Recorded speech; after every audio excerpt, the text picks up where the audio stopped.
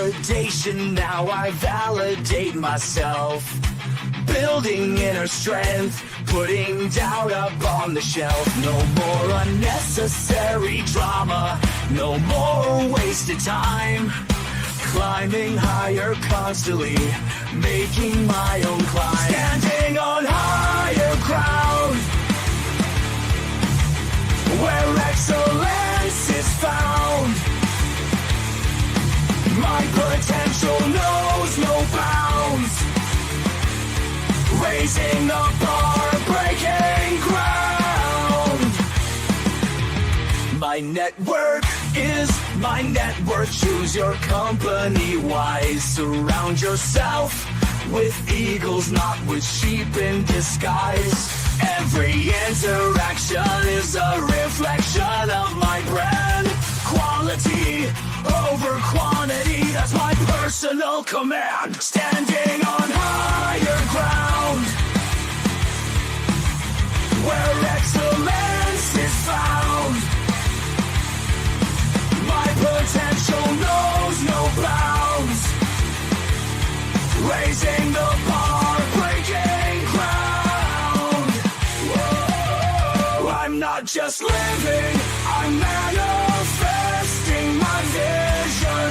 Cutting through limitations with surgical precision. My expectations are my compass, my respect is my shield. To mediocrity and chaos, I will never yield.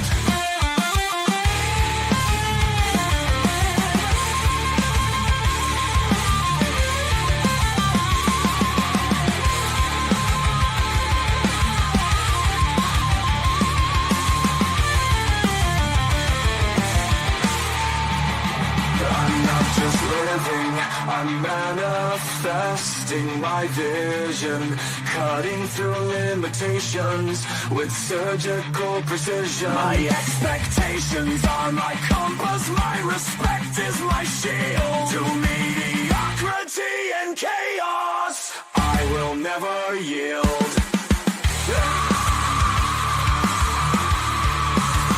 Standing on higher ground, where excellence is found. My potential knows no bounds. Raising the bar, breaking ground.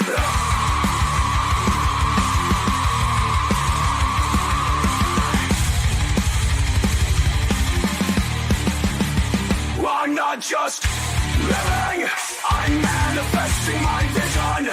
Cutting through limitations with surgical precision. My expectations are my compass, my respect is my shield. To mediocrity and chaos, I will never yield. Oh, let me put this button right here. There we go. How you doing, ladies and gentlemen? Uh, we got some lag going on today. It's always something, y'all. It's always something. We're gonna get through it. We're gonna get through it. I got technical support coming to help us out with this coming soon, but we're gonna be dragging a little bit today. So I'm gonna treat it the way I treated it when we were dealing with T-Mobile. So uh we're live 7 nights a week. We do not let the sun rise without going live, but we don't always start on time. That's why we ask you guys to like and subscribe, and then otherwise hit those notification buttons and potentially um, go check the membership and see what you guys can get from there. There's a lot of information going up there right now. I just really be putting together like everything under the sun that could potentially make you guys more financially successful. So I'll be trying my best to keep with the information in the membership. So y'all are gonna see a lot of stuff going into the membership coming soon. Um, while we're live 7 nights a week, we have different topics every night of the week. There's a lot of stuff that's been happening in politics recently, but the war is still stagnant. So uh, Sunday we do questions and comments from the fans. We had a lot of interaction from a lot of people on Sunday, yesterday, where we covered a plethora of topics that we I really enjoyed it at the very least. It was a lot of knowledge. Some of the guys that came in, they had a lot of information input to put in there, so I thought that was cool. But then after that, we have Mondays. Now, Mondays typically we have Monday, Tuesday, and Wednesdays. We have business and politics, where Mondays we talk about how politics negatively impacts your ability to make, save, and invest money. Then we have on Tuesdays, we talk about different ways to make money, save money, invest money, and budget the money. Different ways to look at the money. We covered a 2 week mantra on how to protect that money. Then Wednesday, different countries around the world that we can invest in and potentially go live in, probably more affordable than the current place of living that we have. Um, and then we start talking about Thursday, Friday, and Saturday, where we give you guys information about self improvement, personal development, relationship topics, negotiations, socializations, building your brand. Uh, we've talked about promotions and raises. We've talked about retirement. We're going to be talking about coming soon. We're actually going to be talking about the retirement, forced retirement, severance packages. All of the things that makes you successful on the job side, right? Then we also give you guys more information about your 20-year and 30-year plan, how to prepare for that, navigate around that, get yourself set up, because if you know where you want to be at in life and how much it costs to get there, you know what you got to do to put that money aside to make it there. Um, Life isn't always going to go the way you want it to go. A lot of the times, like we say, well, if you have a fixed amount that you put in there, at least that fixed amount goes in there. But if you're trying to aim for something closer to 20% of your income, or if you have multiple incomes in your household, if you're trying to do 20% of the household income, the overall income, then you're in a position where that amount that you put in might be uh, fluctuating. For example, if you have a household income that's averaging like $5,500 a month, but it's an average. Some months it might be 4,800, some months it might be 5,700. And if you're taking out if you're taking out 10%, you're taking out like 570 sometimes, 580 sometimes, 540 sometimes. If you're doing 20%, you're taking out like 1,100 sometimes, you're taking out 950 sometimes. So it really depends on if you're going to be doing an exact percentage of your total income, or if you're going to be doing a if you're going to be doing like a fixed amount, like I'm going to put exactly $50 a month, or I'm going to put exactly $150 a month, because that's the amount that I know I'm never going to need for whatever purpose. Now, um, we give you guys all of these kinds of discussions and information topics, because what people don't pay attention to is that life uh, is only going to bite you in the rear if you are not prepared for it. Plain and simple. If you are not prepared for it. So if you are prepared for it, then you're going to be okay. But if you're not prepared for it, that is when the rubber meets the road, and you have to figure out how you're going to make ends meet. So I ask you guys on a regular basis to uh, put some money somewhere where you can cover the things that you're not expecting. You're not always going to be able to cover all of it, but you cover enough of it to where you're not falling short on your primary responsibilities.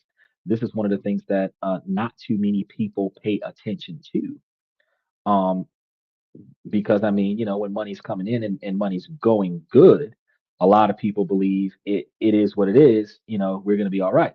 But the truth of the matter is that that's not always the case. You might be good right now while the money is going good right now, but when things go south, and things will definitely go south, when it does happen, that's when you're in the position where you got to try to figure out how you're going to make ends meet. Are you going to rob Peter to pay Paul? And this is one of the things that I want to talk to you guys about. So, um, we give you guys a lot of information about how to get around all these things, to prepare for a lot of things, to make you guys more successful. And that's why I want you guys to make sure that you stay tuned. So I was waiting on my man Steven to pop in here. We're about to get started. We're going to go ahead and start covering today's topic, because today we're going to be talking about what's been happening over the past uh, couple of weeks with Trump going to other countries, right?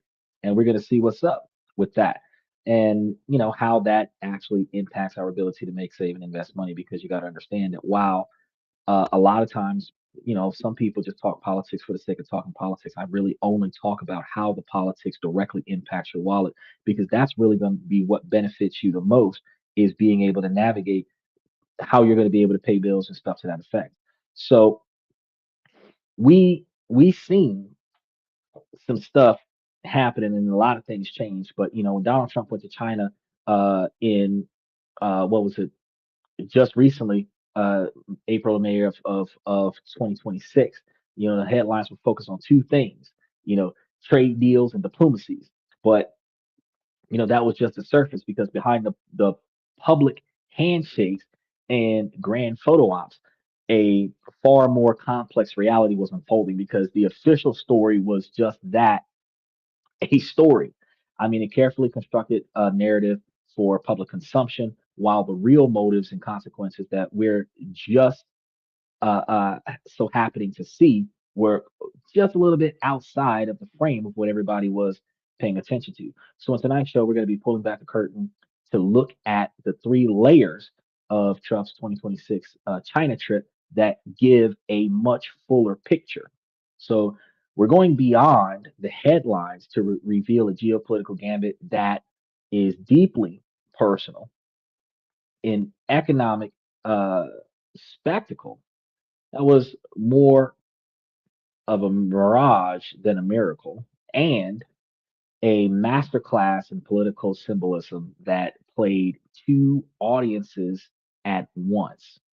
Now, this is going to be the story of what was really happening. Now, to understand the real significance of Donald Trump's state visit to China, you have to remember the atmosphere that we're dealing with because Donald Trump is operating on a second term right now, but in his first term, he was eager to project that strength. And back then, the world was on edge over North Korea, whose missile test had everyone anxious, and national security advisors, H.R. McMaster, said that the trip's goal back then, when he did it in 2017, was to rally international resolve to denuclearize North Korea and promote a uh, free and open Indo-Pacific and get fair reciprocal trades back then. Now it's a little bit more complex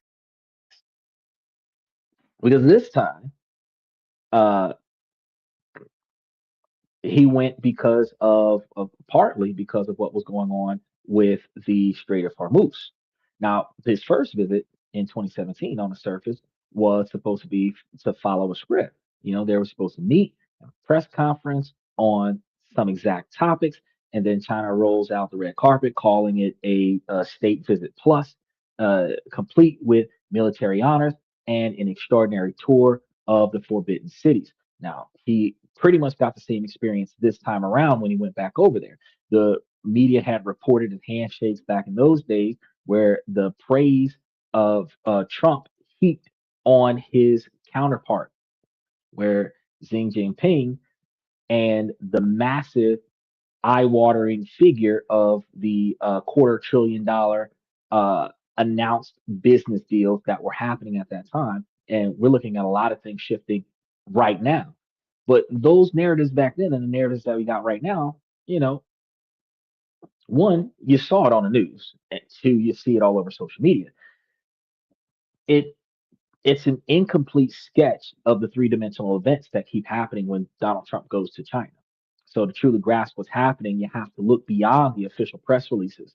You have to understand that every political gesture has a private meaning, and every announced deal had a hidden subtext.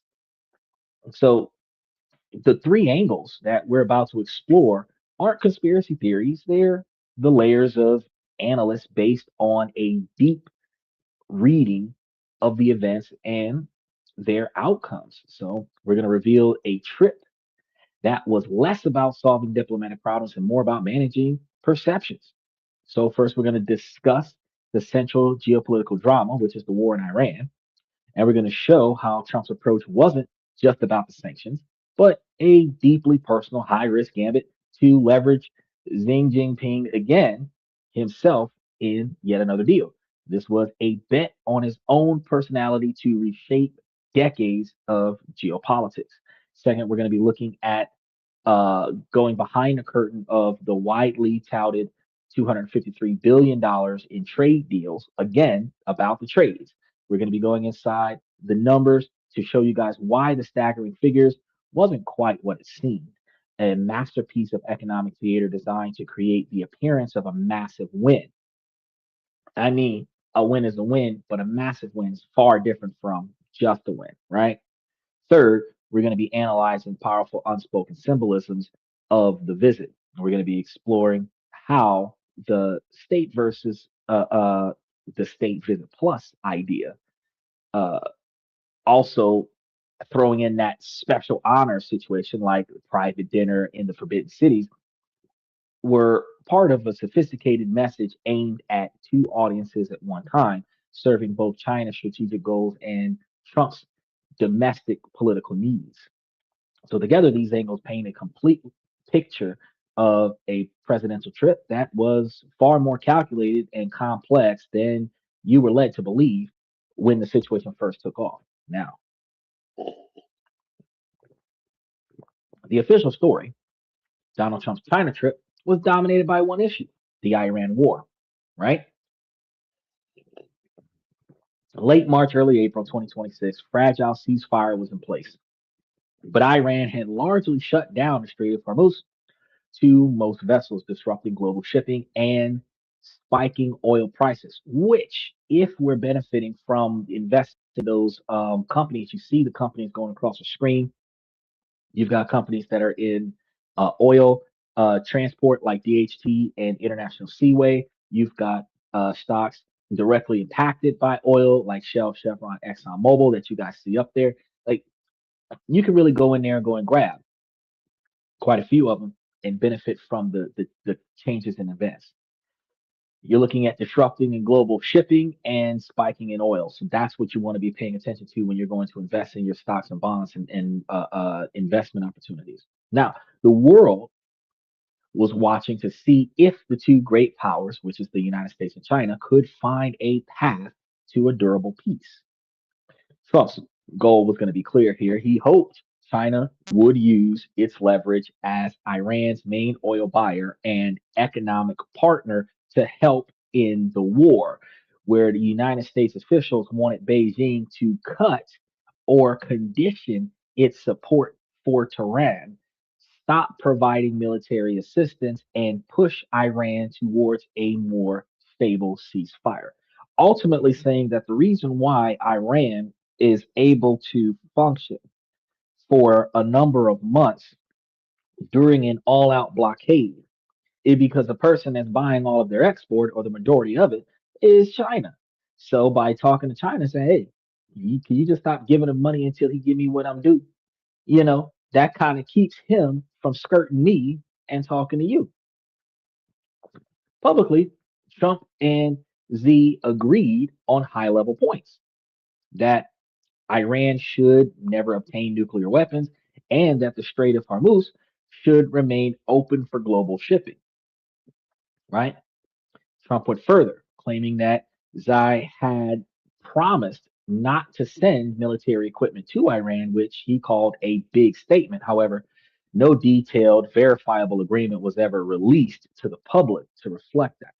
Now, this is going to be where the public story and the hidden reality diverge. Okay. Analysts were deeply skeptical that China would truly halt all forms of security assistance to Iran. That's what everybody thought. Tehran had long served as a valuable counterweight to the United States power in the Middle East, and a vague promise to Trump was unlikely to change that fundamental strategic interest. The ceasefire in place at the time of the visit was already fragile because China had previously leaned on Tehran to accept it, but mainly to protect its own economic standings from the chaos in the Gulf. Now, with Iran still able to re escalate at any moment, the situation is going to be precarious. So, in the end, the summit failed to produce a clear roadmap out of the war. So, commentators describe the conflict as being left in limbo because Trump and Xi did not agree on a concrete plan or enforcement mechanism. China's behavior after the summit confirmed its balancing act. While it nudged Iran towards talks, it also quietly allowed Chinese companies to provide commercial and dual use support that could help Iran's war efforts. Just days after the summit, China signaled it was not aligned with Washington's pressure campaign by opposing a US backed UN move targeting Iran. Now, militarily, uh, the trip resulted in no decisive shifts. Diplomatically, it added another layer of vague pledges, but locked neither China nor Iran into a binding endgame. And strategically, the trip exposed the limits of the Trump deal making capabilities. The billionaire that usually gets what he's looking for when he walks in, he's got to recalibrate and try this again. Now, he needed Chinese leverage to clearly end the war, but China proved unwilling to sacrifice its strategic relationship with Iran just for Donald Trump. So, the official story of Donald Trump in 2026 China trip framed around one central crisis, that Iranian war with the Strait of Hormuz. By the time he landed in Beijing, fragile ceasefire in place just largely shut down all of the vessels that would have been going in and out of the strait. So hold on, we have Jarvis.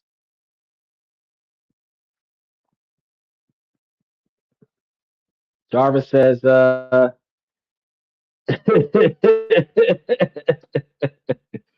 Jarvis says, he doesn't need to recalibrate. He needs to go the heck away. uh, I mean,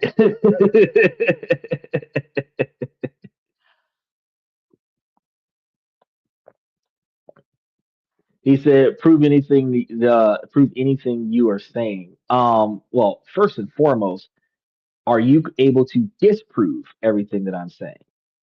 Because it seems like, oh, like with data. So you want me to pull up the spreadsheets and pull up the charts and camera angle you to what? I don't know, Washington's ledger to kind of show you exactly what's going on. Because to me, it seems like you just don't like Trump and you think that I'm a Trump supporter, so you're going to come and just heckle the show. I respect your opinion that you believe that Donald Trump needs to go away. I know a lot of people that watch the show believes that if Donald Trump get elected for a third term, that they're going to leave the country and go anywhere, Canada, anywhere. You got a lot of people who just really dislike. But then you also got Trump supporters who come in and claim that Democrats are complete morons, and still, a lot of the Republicans that actually vote Republicans are people that are making less than 75,000 a year, and those people actually benefit from Democratic policies. So, you know, I point out what it is, and then um, in most situations, I point out how that impacts us. I point out how we benefit from it financially. So, you want me to prove what I am saying when I'm showing you that the what do you want an airline ticket to China to show that he went? Do you want me to put up the video from when he was standing next to Z in the photos when they were asking him about Taiwan and he didn't want to answer the question? Do you want me to like show you what to make you satisfied about your emotional position against Trump, which has nothing to do with me because I am neither for nor against the man. I only give a shit about my money and how what he does negatively impacts my ability to make, save, and invest money, right? And when I talk to everybody else on the show, I tell everybody else about what they can do so that they are not negatively impacted about how politics interferes with our ability to make, save, and invest money. He said, sorry, I didn't mean heckled. I just think that gas prices keep climbing. Yes, and we've talked about that on the show quite a few times. Gas prices are going to keep climbing as long as we're at war, but gas prices are going to climb even higher because people are paying excessive insurances on whether or not their ships are going to get blown up if they do travel through the strait. Also, I was telling you guys about different companies you can invest in, like DHT for the shipping containers, International Seaway for the shipping containers, Shell, Chevron, Exxon Mobil are 5 different ways that you can profit off of gas prices going up. but I've covered that for like the last 3 months. I I put links on the show for different platforms and programs where you can get rebates on your gas prices or get complete discounts on your gas prices so that you're not spending a lot of money or not spending as much money on gas, anywhere between 5 and 25 cents a gallon off on your gas prices. So when you tell me prove the data, if you were watching the show when I put the link on there and showed how I got back 1,200 bucks on buying gas from using Upside, when I talked to you guys about Car Advance, where I just got $4.75 back off of $40 worth of gas, I'm showing you guys that there's other ways that you can navigate society when things that happen outside of your control actually occur. But you want me to show you the data. When I was on the show a couple of weeks ago and last week, when I was showing you guys the stock options that were actually showing dividend distribution. I mean, if you really want to see the data, go to the membership. He said, I am practicing my Canadian. I can say quite fluently. Well, but you're not practicing articulation. He said, you don't need to validate yourself. Oh, I know, Michael. I just want him to make it make sense.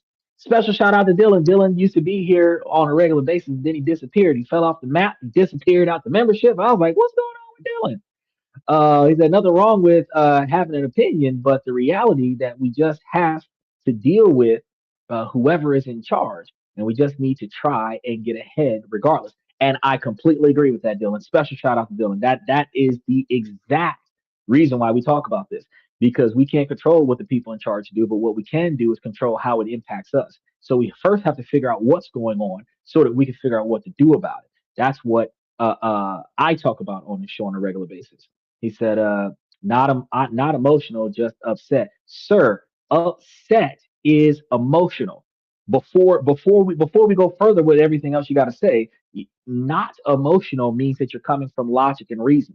Logic and reason does not have anything to do with emotions. But when you are upset, when you are frustrated, when you are disappointed, that is an emotional impact. And that emotional impact that you have about the gasoline prices and the grocery prices, because those gasoline prices and were not beneficial to your current salary, that is exactly what we talk about on the show. I completely agree with you. I think that the gas prices suck. I think that the grocery prices going up suck.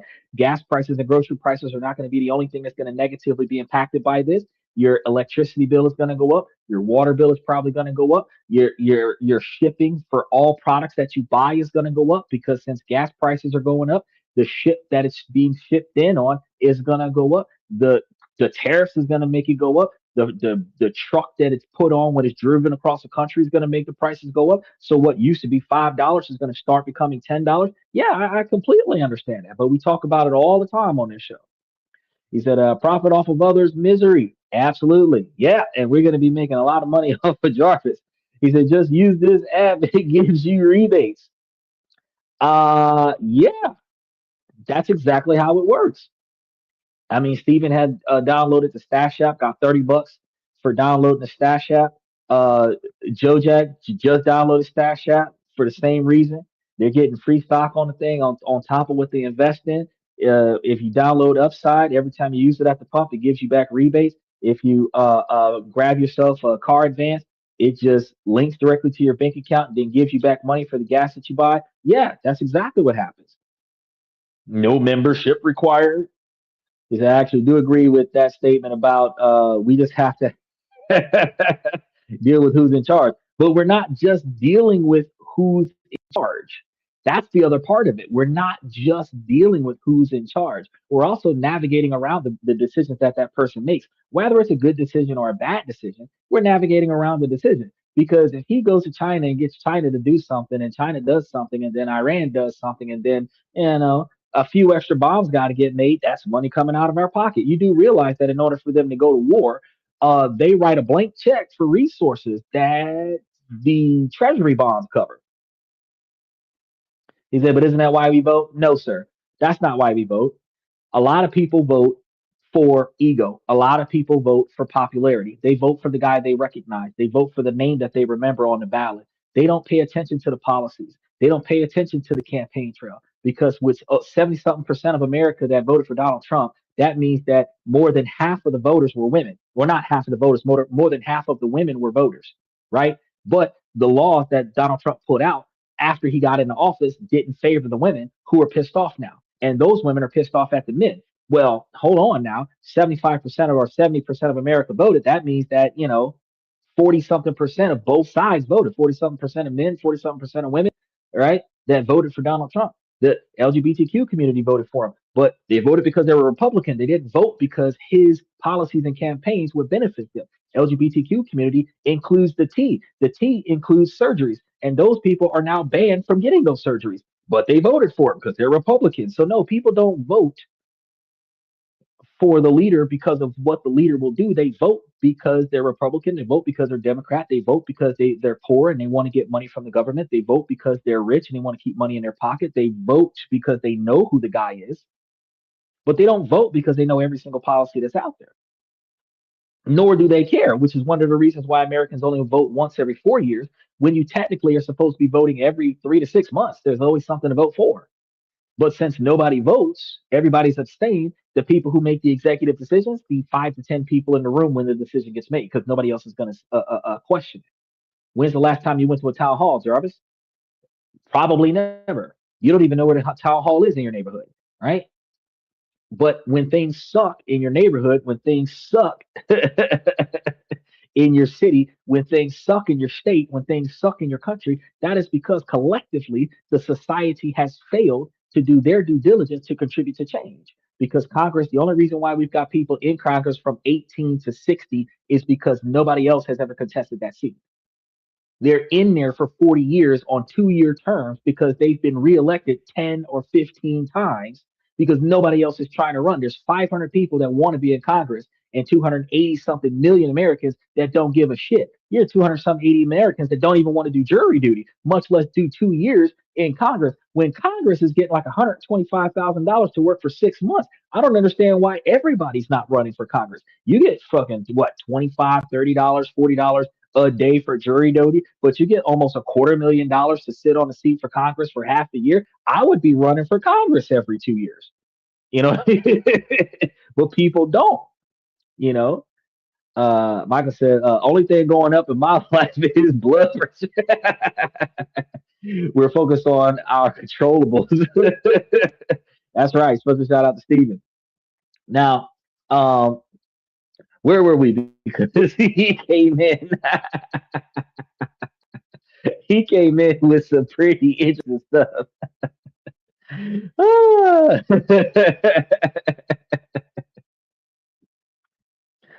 uh, so Thomas stated, wait, hold on. Dylan got something. Oh, wait. Yeah, well, let's go. He said, well, I would like uh, to be your vice president, but I think we should move the White House into a cruise ship and travel the world. Well, see, that's the thing. If we become president and vice president, bro, we don't need to move the White House. We could just get on Air Force One. Air Force One is whatever Air Force we're on. He said, also, where did the books go? Hey, a lot of things have upgraded on the show, bro. We got this huge banner now, right? And actually, I'm finding myself agreeing with you. Oh, of course, because I talk about logic and reason. I don't come off of emotion. I don't come off of bashing people. I don't attack the messenger. I'm not going to say that you're stupid for your opinion. Your opinion is your opinion. I don't know why your opinion is the way it is, but I'm only here to make it make sense. And once I start making it make sense, the only people who don't agree with me are the people who are emotionally attached to their position. But their emotional attachment to their position is going to be based off of pride and loyalty. It has absolutely nothing to do with the facts. Even if it negatively impacts them, their pride doesn't want to admit when something's changed and they need to change their decision making, and their loyalty will prevent them from turning their back on whoever it is that they have to turn their back on in order for them to succeed in life. A lot of times people will fail with their homeboy out of loyalty instead of doing away with their homeboy and succeeding on their own. You know, the it is what it is. He said, actually, I've been told many town halls in my state of Utah, right? But how many of them have you gone to? Do you know the address of a couple of them? That's what I'm trying to tell you. He said, I protested the AI data center going up in Brigham County. Yeah, but see, that's not what you was. Okay, so protesting is a fantastic way to go to bring attention to an ongoing problem. Because when more than five people, hold on, let me rephrase this. When more than three black people show up, everybody starts paying attention. That's just racial profiling. But when more than 5 or 10 non-black people show up and they have picket signs and they're talking loud and people start paying attention. Okay, so you start getting 10, 15, 20, 100, 200 people, 1,000, 2,000 people in one location, mad about the same thing. The news starts covering the topic. So that's what the protesting is supposed to be for. But the other half is that you are supposed to write a letter to your elected officials, the guys who vote on the laws that allow for the AI data center to be built. And you demand that they make certain changes. You do your research on what legally can and cannot be changed, and then you demand that your local officials vote out that data center, right? That you vote to change zoning laws to prevent that data center from being built, right? Stuff to that effect. Vote anti-grandfathered in scenarios where even if they started building the data center, when the law changed, they got to tear the data center down. That's how you make change. You write a letter to the people who have the authority to make change. Doesn't always work. You can write a letter and you may not get nothing back in response and might not see nothing change. But odds are, that sometimes if what you're saying makes sense, it has nothing to do with emotion. It's fact, it's logic. And at the end of the day, what you're saying actually will benefit your community. It'll benefit that person and that person's constituents. You might have a random visit from somebody you wasn't expecting to have a visit from so that they can get more information about what you complained about. And if you articulate it without unnecessary emotion, they may actually do what you want. It's not 100% guaranteed, but you have a high probability. But standing in the street talking about how this country sucks, that ain't going to make the country better. If 8 or 9 white people show up, it's a party. If they show up, it's a riot. That's why out of 20, 9 of them are black. uh, Earlier, you said law and morality weren't the same thing. Uh, I may have made, I don't recall saying that, but I may have made a comment similar to that on a different show. But law and morality are not the same thing. So if I didn't say it before, I'm going to say it now. Law and morality are not the same thing. Take, for example, lane splitting, just for the sake of this is a straw man topic, off topic of what we're talking about with Donald Trump going to China and the Strait of Hormuz. Lane splitting. Some cities and states it's legal, right?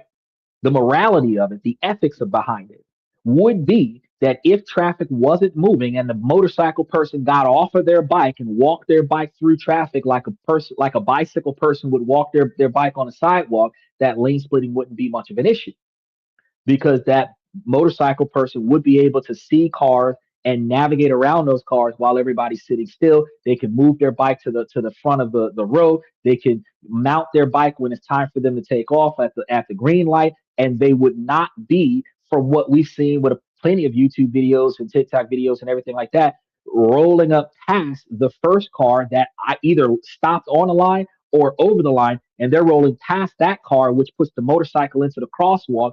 People are crossing the street at the time, and now they're colliding with pedestrians, right? Now, also, you got folks that are lane because lane splitting is legal in some cities and states, and there isn't a maximum speed limit for lane splitting, right? If the cars are going 30 miles an hour, the motorcycle can be doing 50 miles an hour in between the cars. Now, if a vehicle was to pivot, whether the driver reached for their phone and kind of swerved a little bit, whether they saw something in the road and kind of swerved a little bit, or what if they were just being an asshole and they didn't want the motorcycle guy to get in front of them and kind of swerve the car a little bit. Now the motorcycle guy is in a crash because they're driving faster than their reaction time. They can't slow down. They're going to crash into the car. And now it's the car's fault. Look, reasonable liability puts the motorcycle person, if you were moving faster than your ability to react, you were driving too fast. It doesn't matter if you were doing a speed limit. If your reaction time is slower than 40 miles an hour, your speed should not be 45. Because if you can't react in time to stop from hitting the car in front of you, that is called following too close. or otherwise identified as tailgating. But even though lane splitting is otherwise legal, ethically, the way the motorcyclists do it is more dangerous than letting them get run over by a car. Now, motorcyclists are not going to like me for saying that, but that's the truth. The morality is that sometimes you got the constitutional right to do shit like bring an assault rifle into a bank.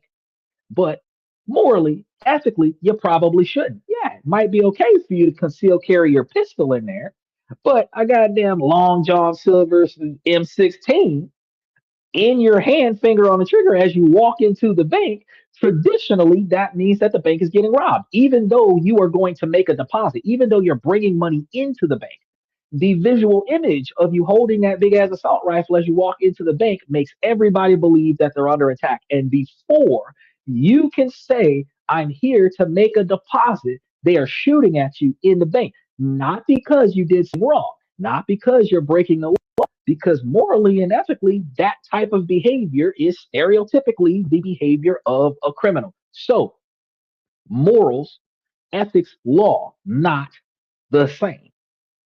And tradition and practice, the way things go, is also not law. We have a law in the United States where you're not supposed to spit on American soil. That is considered treason. People spit on a regular basis, but in practice, nobody really enforced that. We have a no littering law. There's laws in certain states where you can't fall asleep under a hairdryer. There are laws in certain states where you can't walk into a bank with a fake mustache, but we do it. It's Halloween. I'm dressed up as, Muzzy Bowles or whatever. It is what it is. Because I hate lane split. Too many car drivers don't pay attention. Too many accidents. I agree with you. California legal lane splitting. All right, but morals and ethics. Special shout out to OG Kicks. And that's why I just use my helicopter everywhere I fly. I do perform brake checks when being tailgated. I stopped performing brake checks. You know what I do, Steven? I take my foot off the gas, put the car in neutral, and just let whatever happens happen. I'm not brake checking shit. But you're just going to really find out that, damn, you're catching up to this car pretty quickly. Michael says, I was punished for in early withdrawal from the sperm bank. Go sit down and take your time out, Michael. I 100% agree with you. Your lane splitting statements. I also want to go on record as say I have no issues with, but to be honest, it is my opinion. But the fuck you need AR-15 for? I personally don't carry anyone, bro. Look. Hey, I'm with you on that because you remember the story about the guy who went into the Chipotle with the AR-15 and caused all that ruckus. I take my pistol into a McDonald's every time I go, but do you see me walking into a McDonald's with an AR-15? You don't even have enough clear space to draw the firearm like unorthodox, like goddamn King Arthur, to go and get the target. You don't have enough room. You got the line in front of you. You got some Chipotle's. You got the buffet table over here, the intro line, the cash register, bars, wall, employees, and then the open space with tables and chairs and people bumping into one another as servers and bus boys and all that. You don't have enough room to swing a firearm in a place like that. Walmart, maybe, but not a Chipotle. But the fact is that while it's constitutionally allowed to bring your firearm into public places, it is also lawfully allowed on the city and state level for an establishment to ask you to take that shit outside. They have the right to refuse service for anybody carrying a firearm. They can't trespass you for the weapon, but they can trespass you for making a scene because they didn't want to service you with the weapon. Because lawfully, any person with the authority over the property, whether they work for the company or they own the property, ask you to leave, they have revoked your right to premises, which is a verbal trespass. And if you remain after they say, please leave, they can call the police and have the police take you out. If you refuse to go because you did nothing wrong, what you actually did wrong was you didn't leave when they told you to leave. So, I mean, all of that stuff plays a huge role. The most responsible weapon owners I've ever met always keep it hidden until it's needed. I agree with you. I agree with you. Um, But in in today's time, just like what we're talking about with the oil interactions with Trump and Xi Jinping and Iran and all this other stuff, like not everybody does what they're supposed to do, right? Just because we have the lawful right, but we have the lawful right to do a lot of things, but there isn't a specific way on how to get it done. The law is an outline, and then we are supposed to, because we have a constitutional right. I forgive you, and that's why I didn't ban you when you jumped up with your comment. I was like, explain to me, because you clearly haven't been coming to the show long enough. Make sure you like and subscribe. You haven't been coming to the show long enough to really know what kind of person I am. I speak on logic and reason. I speak on facts. I'm a man of uniformity. If it's a fucked up situation, it's a fucked up situation for whoever's in that situation. Not because it's me, not because it's you, not because it's a male or a female, not because of your race, your color, or your income. Just because whoever fell up into that role, they got fucked over. That's how I feel about it, right? And then I back that with facts and information. I curate every show. So I'm over here talking about Trump not because I like him, but because what he's doing is fucking up the market, and it's good for the broke folks because since the market is so volatile, all of the rich people are pulling their money out of stuff that is so undervalued that the stocks across the screen are cheap as fuck, and they're dividend paying stocks where you can invest in those stocks and make you a shit ton of money when the market go back to normal. Because the man is either going to be in office for 2 more years, or if they find a way to change the laws, be in there for 5 more years. And then when he's gone, whenever, whether it's 2029 or 2039, whenever he's gone, the market is going to restabilize. And when it restabilizes, every stock that's down will be up. And the ones that you have, when they go up, are locked in at the high interest rate, low price value. You're going to get growth and you're going to get dividends. That's why I cover this stuff. I don't cover this stuff because I'm like, oh, I'm a Trump fan. I'm logging off. I wish you well. Hey, I appreciate you for coming, Jarvis. Hopefully, I see you tomorrow when we're talking about money. Uh, but yeah, so the commentators had described the conflict as being left in limbo because Trump and Xi had no plan, no timeline, no enforcement mechanisms, and China's behavior after the summit was that they, even though they did nudge Iran to go and do the talks, they had no real recourse because their companies came out and they actually still went back out there and did what they were supposed to do, which is opposing U.S. backed moves to targeting Iran in the United Nations. Now, as I was saying, diplomatically, it layered a more vague pledge without locking in China or Iran into anything that would cause this conflict to stop anytime soon. And I had originally said sometime like June or July, and I might have to reassess the situation and assume that it might be August or September.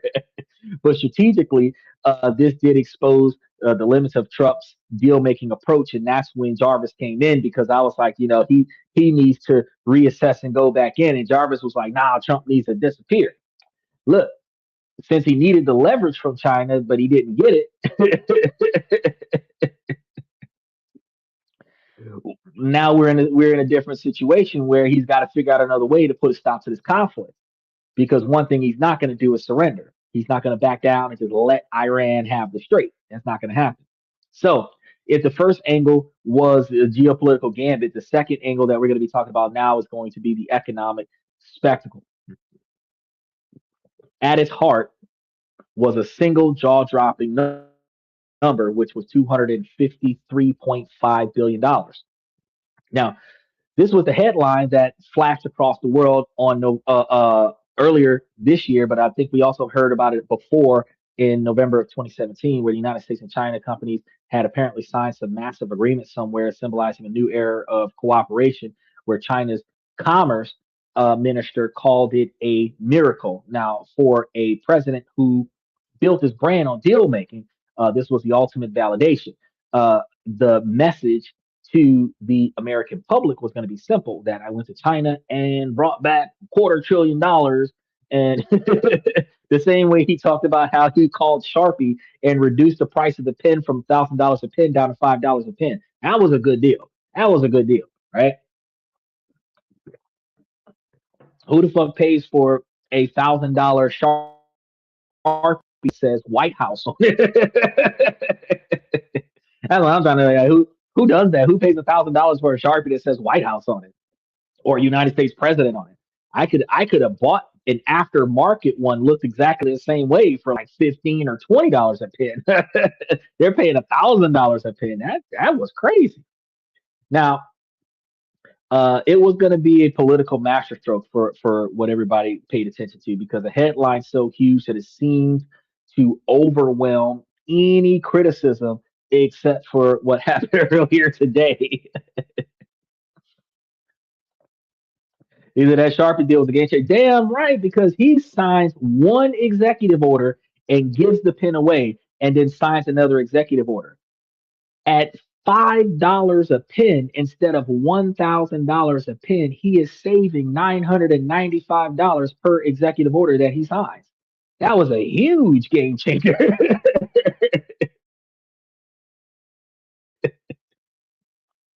Because that's like 200 pens that he can now use for $1,000 instead of 200 pens being $200,000. That's a huge. It's less than 1% of the original cost. I don't know which Republican was like, "Oh, we're gonna pay Sharpie $1,000 a pen."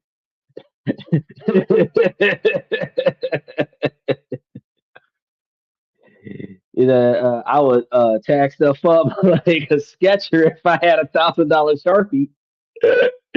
But see, the Sharpie is only valuable until it runs out of ink or the ink dries up, or you know you got to be able to authenticate it and prove that it's a White House pen. You might be able to resell it, but for you and I who use things practically, $1,000 pen from the president where he only signed his name one time, Donald Trump touched it. We're looking at the fact that once you finish using that son of a bitch, it is just an empty damn pen that really only cost them like $1 to make. And if you would have bought that exact same Sharpie in the color black from Walmart, you might have would have paid $2 to get it. And Donald Trump is paying $5 to get it express shipped with White House engraved on it, right? So back when the motherfuckers was $1,000, I got me a free pen. I could have sold it for what he paid for it. Somebody would have bought that off of eBay. Authentic White House pen, $1,075 to include the taxes and shipping. Make me a profit off of a Sharpie. But here's going to be the story behind the story. That $250 billion figure wasn't what it appeared to be because it was a masterpiece of political theater. A closer look, which many outlets took at the time, revealed that many of the deals weren't exactly deals. A large portion of the agreements were non binding memorandums of understanding, MOUs, and vague framework agreements. An MOU is essentially a letter of intent. So in real estate, if you were doing an MOU, you would be writing a letter intending to buy the property without actually putting up any money, without actually signing any contracts. You're just letting the seller know that I intend to buy the property eventually. Doesn't mean you will. Now, if the person who receives the MOU is sitting back waiting on you to take action, they may turn away other deals because they're waiting on you. Now, back in the day, like 50 years ago, 60 years ago, that would have been a solidifier of success. I got an MOU, right? This is a guaranteed deal. These days, your MOU is first come, first serve. I'll wait until somebody else gives me a better offer. But that letter of intent gives me a baseline of what someone is willing to do. So everybody else who comes until you show up, I'm letting them know that this is the least that I'm willing to accept because I've already got that offer on the table right now. Right.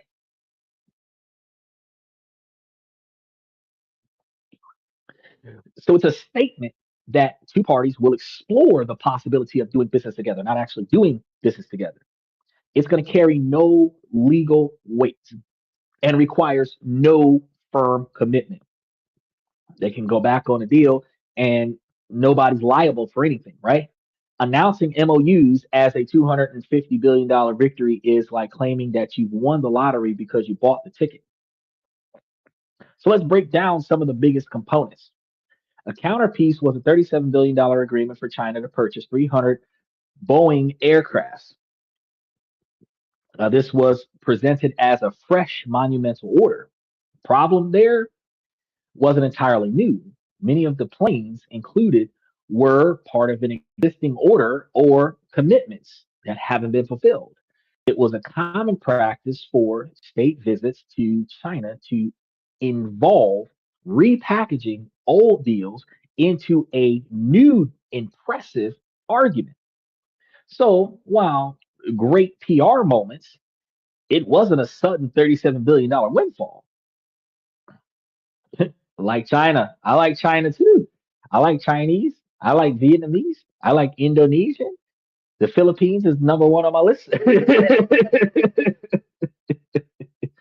They love you long time, no problem.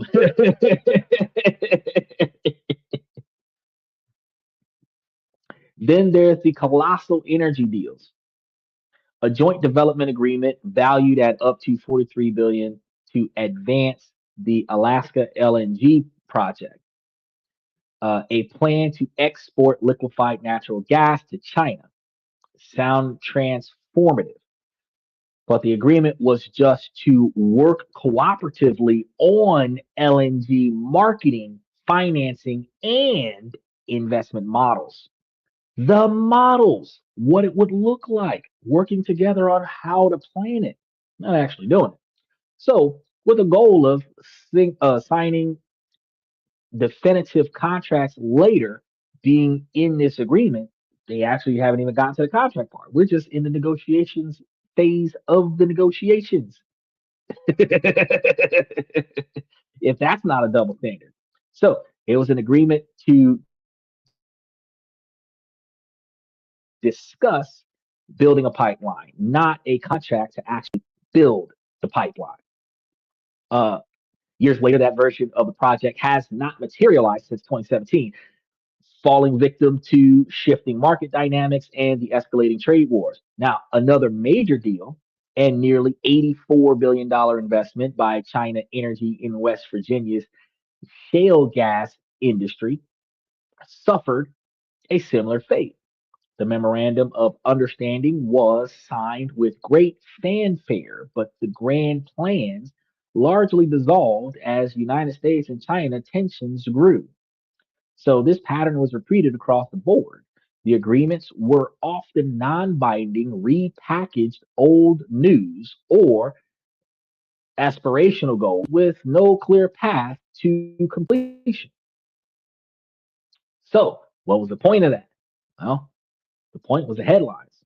The purpose of $250 billion announcement was largely political because for President Trump, it provided a powerful win to take home. It fit perfectly into his narrative as the ultimate deal maker. So for President Xi, the benefits were just as clear. Allowing Trump this largely symbolic victory cost China very little in the short term.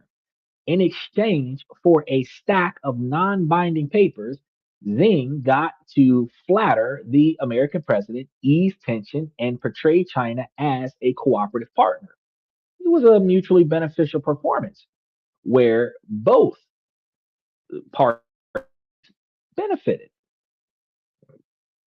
And I'd like to say, like this is the part that people don't pay attention to. Both leaders got a short-term political win. The real economics were secondary.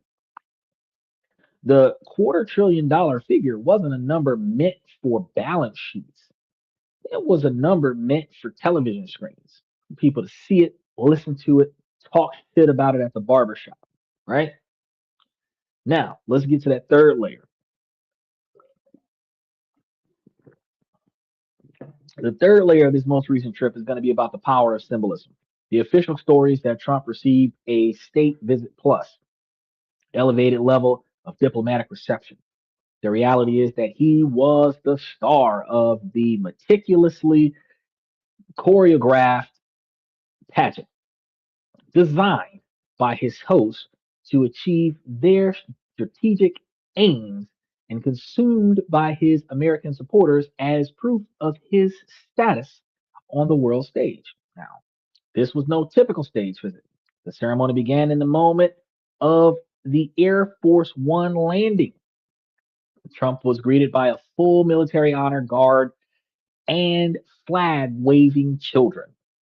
From there, he was taken on a private tour from the Forbidden City, the historic palace of Chinese emperors.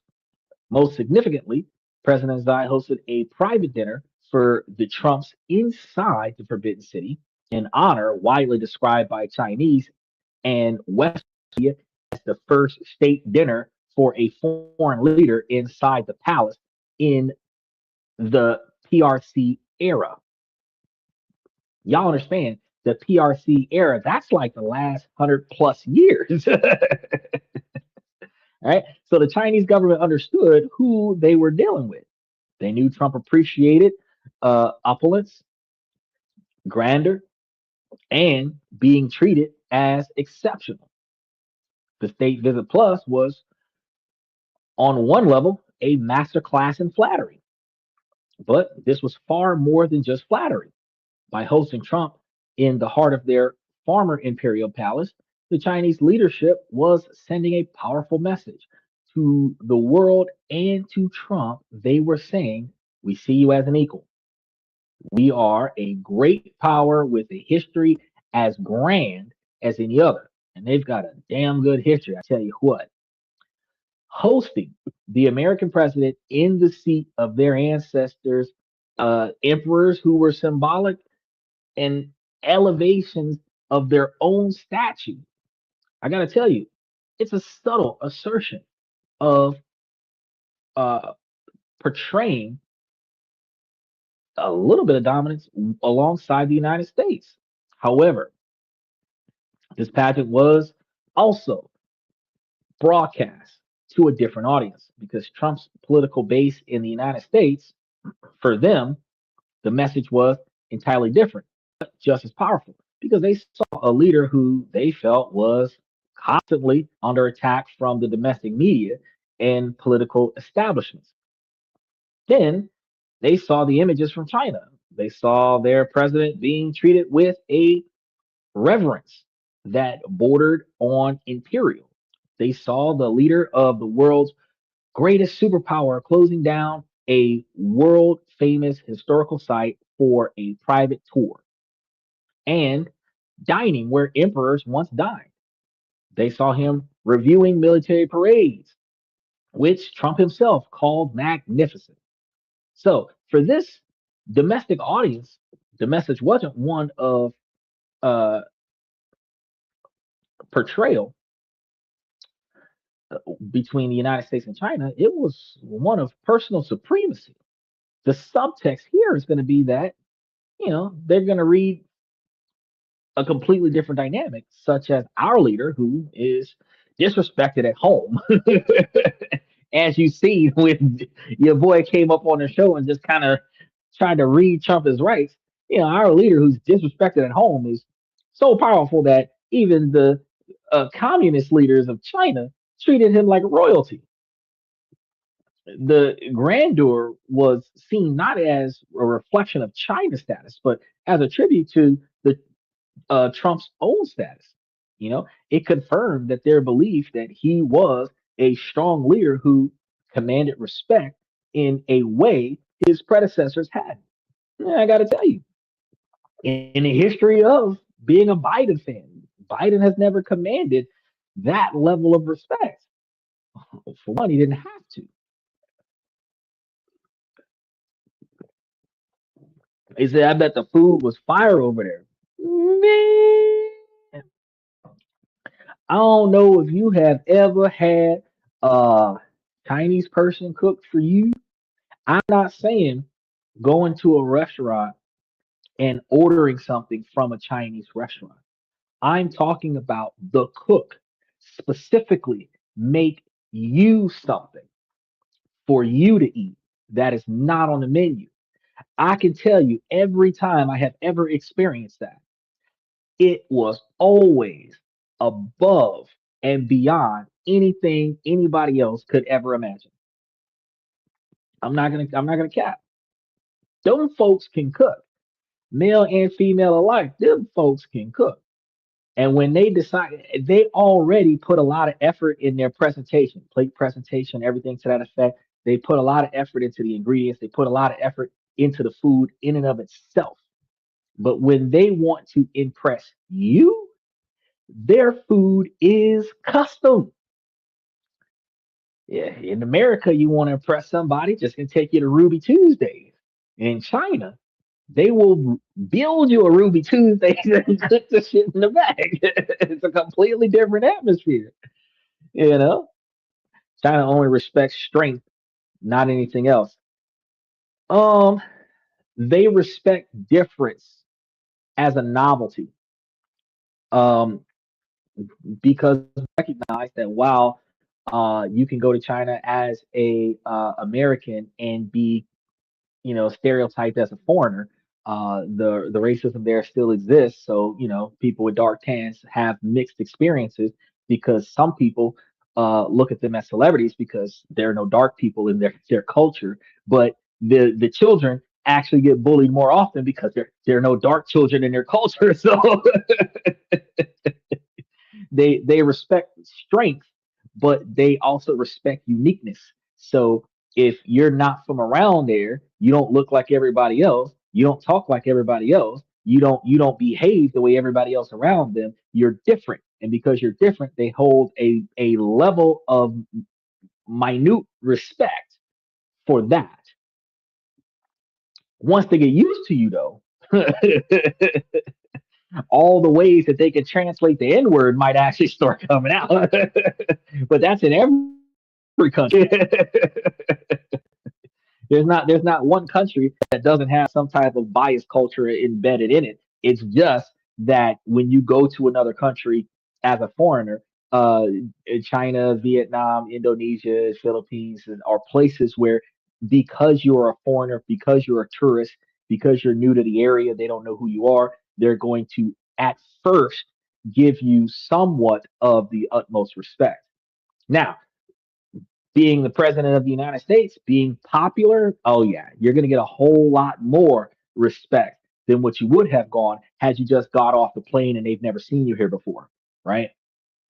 I know you from TV. I know you from social media. I seen you on my phone, and now you're here in front of me from the other side of the world. That's going to cater to a higher level of respect than what you would from, you know, you just got here. But yes, they do treat people in China better than what Americans treat each other. That is definitely true. They treat everybody in Eastern culture better than what the Western culture treats each other in Western culture. It has always been the thing. Now, this is going to be the genius of the great political symbolism because China used the imperial setting to project its national pride. Trump's base interpreted that same setting as a sign of their leader's unique greatness. Now, the pageantry reinforced a narrative. The hidden message was that in a world of complex problems that clearly not going to resolve anytime soon, the image of strength is going to matter more here than anything else. So the Chinese government crafted that image for its own purposes, and Donald Trump and his supporters eagerly consumed it for their own purposes.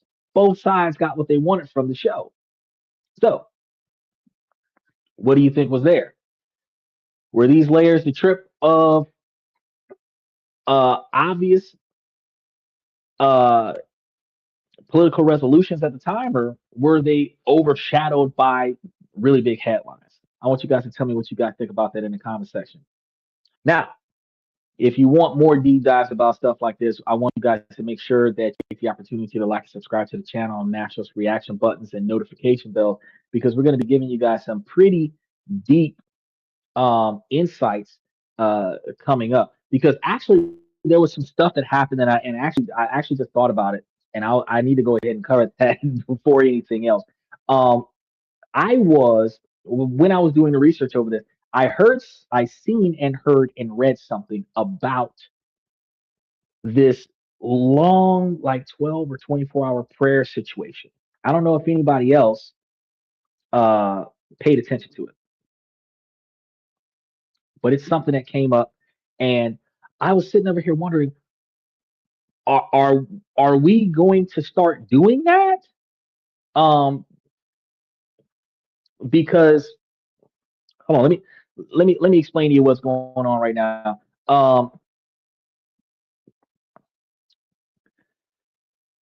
Uh, there is a promotion for a large all-day prayer event on the National Mall, founded through a mix of money and private donations, prompting criticism that Donald Trump's administration is eroding the church state wall because there's supposed to be a religious cultural war that we're dealing with and Christian America. So I wanted to talk about that for a moment. He said Ray Diallo was in China recently and found out that the stock market there is a great bargain. What does your research tell you? What my research, I've covered this plenty of times about investing in other countries, and I have made it clear that while China's stock market is considered technically number two to America's stock market, that it is in your best interest to invest in more than one country's stock market so that if one country is going through financial hardships, your portfolio internationally is not suffering. Um, while China does have a positive market to invest in, as a non local, you have some hoops to jump through in order to invest in their market directly, which may require you to do such things as obtain citizenship or long term residency before you can start investing there or establish a foreign domestic business there and have that business invest in their market, where it's easier to establish a foreign domestic business than it is for you to establish citizenship and residency. Um, are you asking me, do I believe that China's market is profitable versus the American portfolio? I mean, it depends on what you're betting on. It also, one of the other things that you have to think about here, though, is the difference between growth stocks and dividend stocks is that if China's market has a very massive growth stock capability where you buy stocks from China, it grows quickly, right? While those types of stocks are good for people who have large quantities of financial reserves, those types of stocks, I see, or yes, those types of stocks for the average person is not going to benefit the average person because when most people can recognize this, that when the proverbial shit hits the fan, we typically need money at the most inconvenient time. We know things need to get done. We don't make enough money to do everything. We put certain things off, thinking that we have more time, and then time runs short. We have our car maintenance on life support. We have a broken phone on life support. We have all kinds of things that we just bondo and duct tape and everything together and just live life in a it's gonna be okay scenario. You got a car riding on used tires because it's gonna be okay. I can float this for a few more months and then I can just buy me a full set of tires and that few more months turns into 2 more years and I'll just buy me some new tires and then you don't buy new tires, you buy more used tires each time you get a flat because you never budgeted the money to replace the tires in the first place. So the problem is that the average person that makes less than $100,000 a year that is living at 80 or 90% of their income needs those dividends the same way Steven said, I need those dividends. So if China has dividend paying stocks that are paying 10, 12, 15%, 20% return on investment, and those stocks are 10, 20, 30-year blue chip companies, fuck yeah, buy into them. But if they're doing 15, 20% growth every year, while yes, it is fantastic, since the yen compared to the dollar is so much of a difference that you can probably put $10,000 in there and get like 100 or $200,000 worth of yen, or you put $10,000 in there and get like $500,000 worth of won or something like that. I don't know the exact ratios, but what I do know is that you might put in less dollars per yen and per won than what you get back with yen and won. And the fact is that if it's just growth, you got to sell it in order to make profit. And one of the biggest issues is that as an American citizen, you get taxed on any money that you make from another country. If you are going in as a personal investor, China is going to tell Donald Trump that you got profits from China. Now, if you're investing through your business, that doesn't happen. But we've covered international banking, and we've covered how a lot of the other financial institutions all across the world tax treaties where personal income is reported from country to country all over the world. So if you make an extra dollar under your personal name in another country, Donald Trump knows about it. Now, will he do something about it? That really depends on how much money you made and how often you report your taxes. But in the situation, under the dynamic you are um that you are making a bunch of money off of the Chinese market and you're not paying taxes in the United States for that, somewhere down the line, somebody's going to report you and you're going to get audited, right? So, yes, diversification is going to be the first thing you need to do, and you want to include foreign markets, but you have to start somewhere. So, the first step that I would tell you to do is to start by setting yourself a limit to how much you want to have of one stock out of whatever money that you have. Then you want to start investing in a second stock. Then you want to invest in a third stock. If you buy one stock per month until you get the stocks that you need, or if you're going to split up $100 and put $5 on each one of the stocks and you buy 17 stocks so that you have your portfolio in your hands, and then all you got to do is just add money to each one of those stocks as you see in the membership with the different portfolios that I put into the membership. Once you start with your core satellite portfolio, your high octane dividend driving growth stock portfolio, whichever one of the ones that you collected from the membership that I gave you guys, and you've diversified in your American stock. Once you reach a certain level, and I would recommend that the level that you stop investing in your own market is when your profits from your dividends can cover your standard of living, then you can take extra money and go invest in other countries. Because if you don't make enough money to pay your bills in America, what benefit does it have to you if you're making money in China? Now, if you're trying to split the cat in half and you want to have your emergency funds in China because you're going to move to China, if you want to put some emergency funds in the Philippines because you're going to move to the Philippines, and you have the ability to set up a bank account over there, and you have the ability to set up investment portfolios over there, or if you're going to set up an international bank account that allows you to invest in stuff over there while you still got money coming up over here. So by the time you get there, you got money in two different countries, then yeah, do that. But if you start talking about I live and breathe and exist in America exclusively, and I want to put my money somewhere else, and I don't have enough money to sustain my standard of living in America, I would tell you get a financial setting in America first. And then when you can afford to travel internationally, then you start putting your money internationally. Does that make sense? But you need to diversify yourself in the market that you live in before you start trying to diversify yourself in countries you can't even get to. Steven says, I'll put all foreign investments under the name of my turtle. I would creatively develop the name of a trust that resembles a asset holding company. That way it is not considered volatile. And then I would put all of my foreign assets into that trust because it's easier to put a trust in another country. It's easier to have access to multiple bank accounts in multiple places around the world for that trust. A non-residential trust is easy to do. I'm not going to say that it's affordable, depending on how much money you have versus how much it costs for that to be managed by a third party.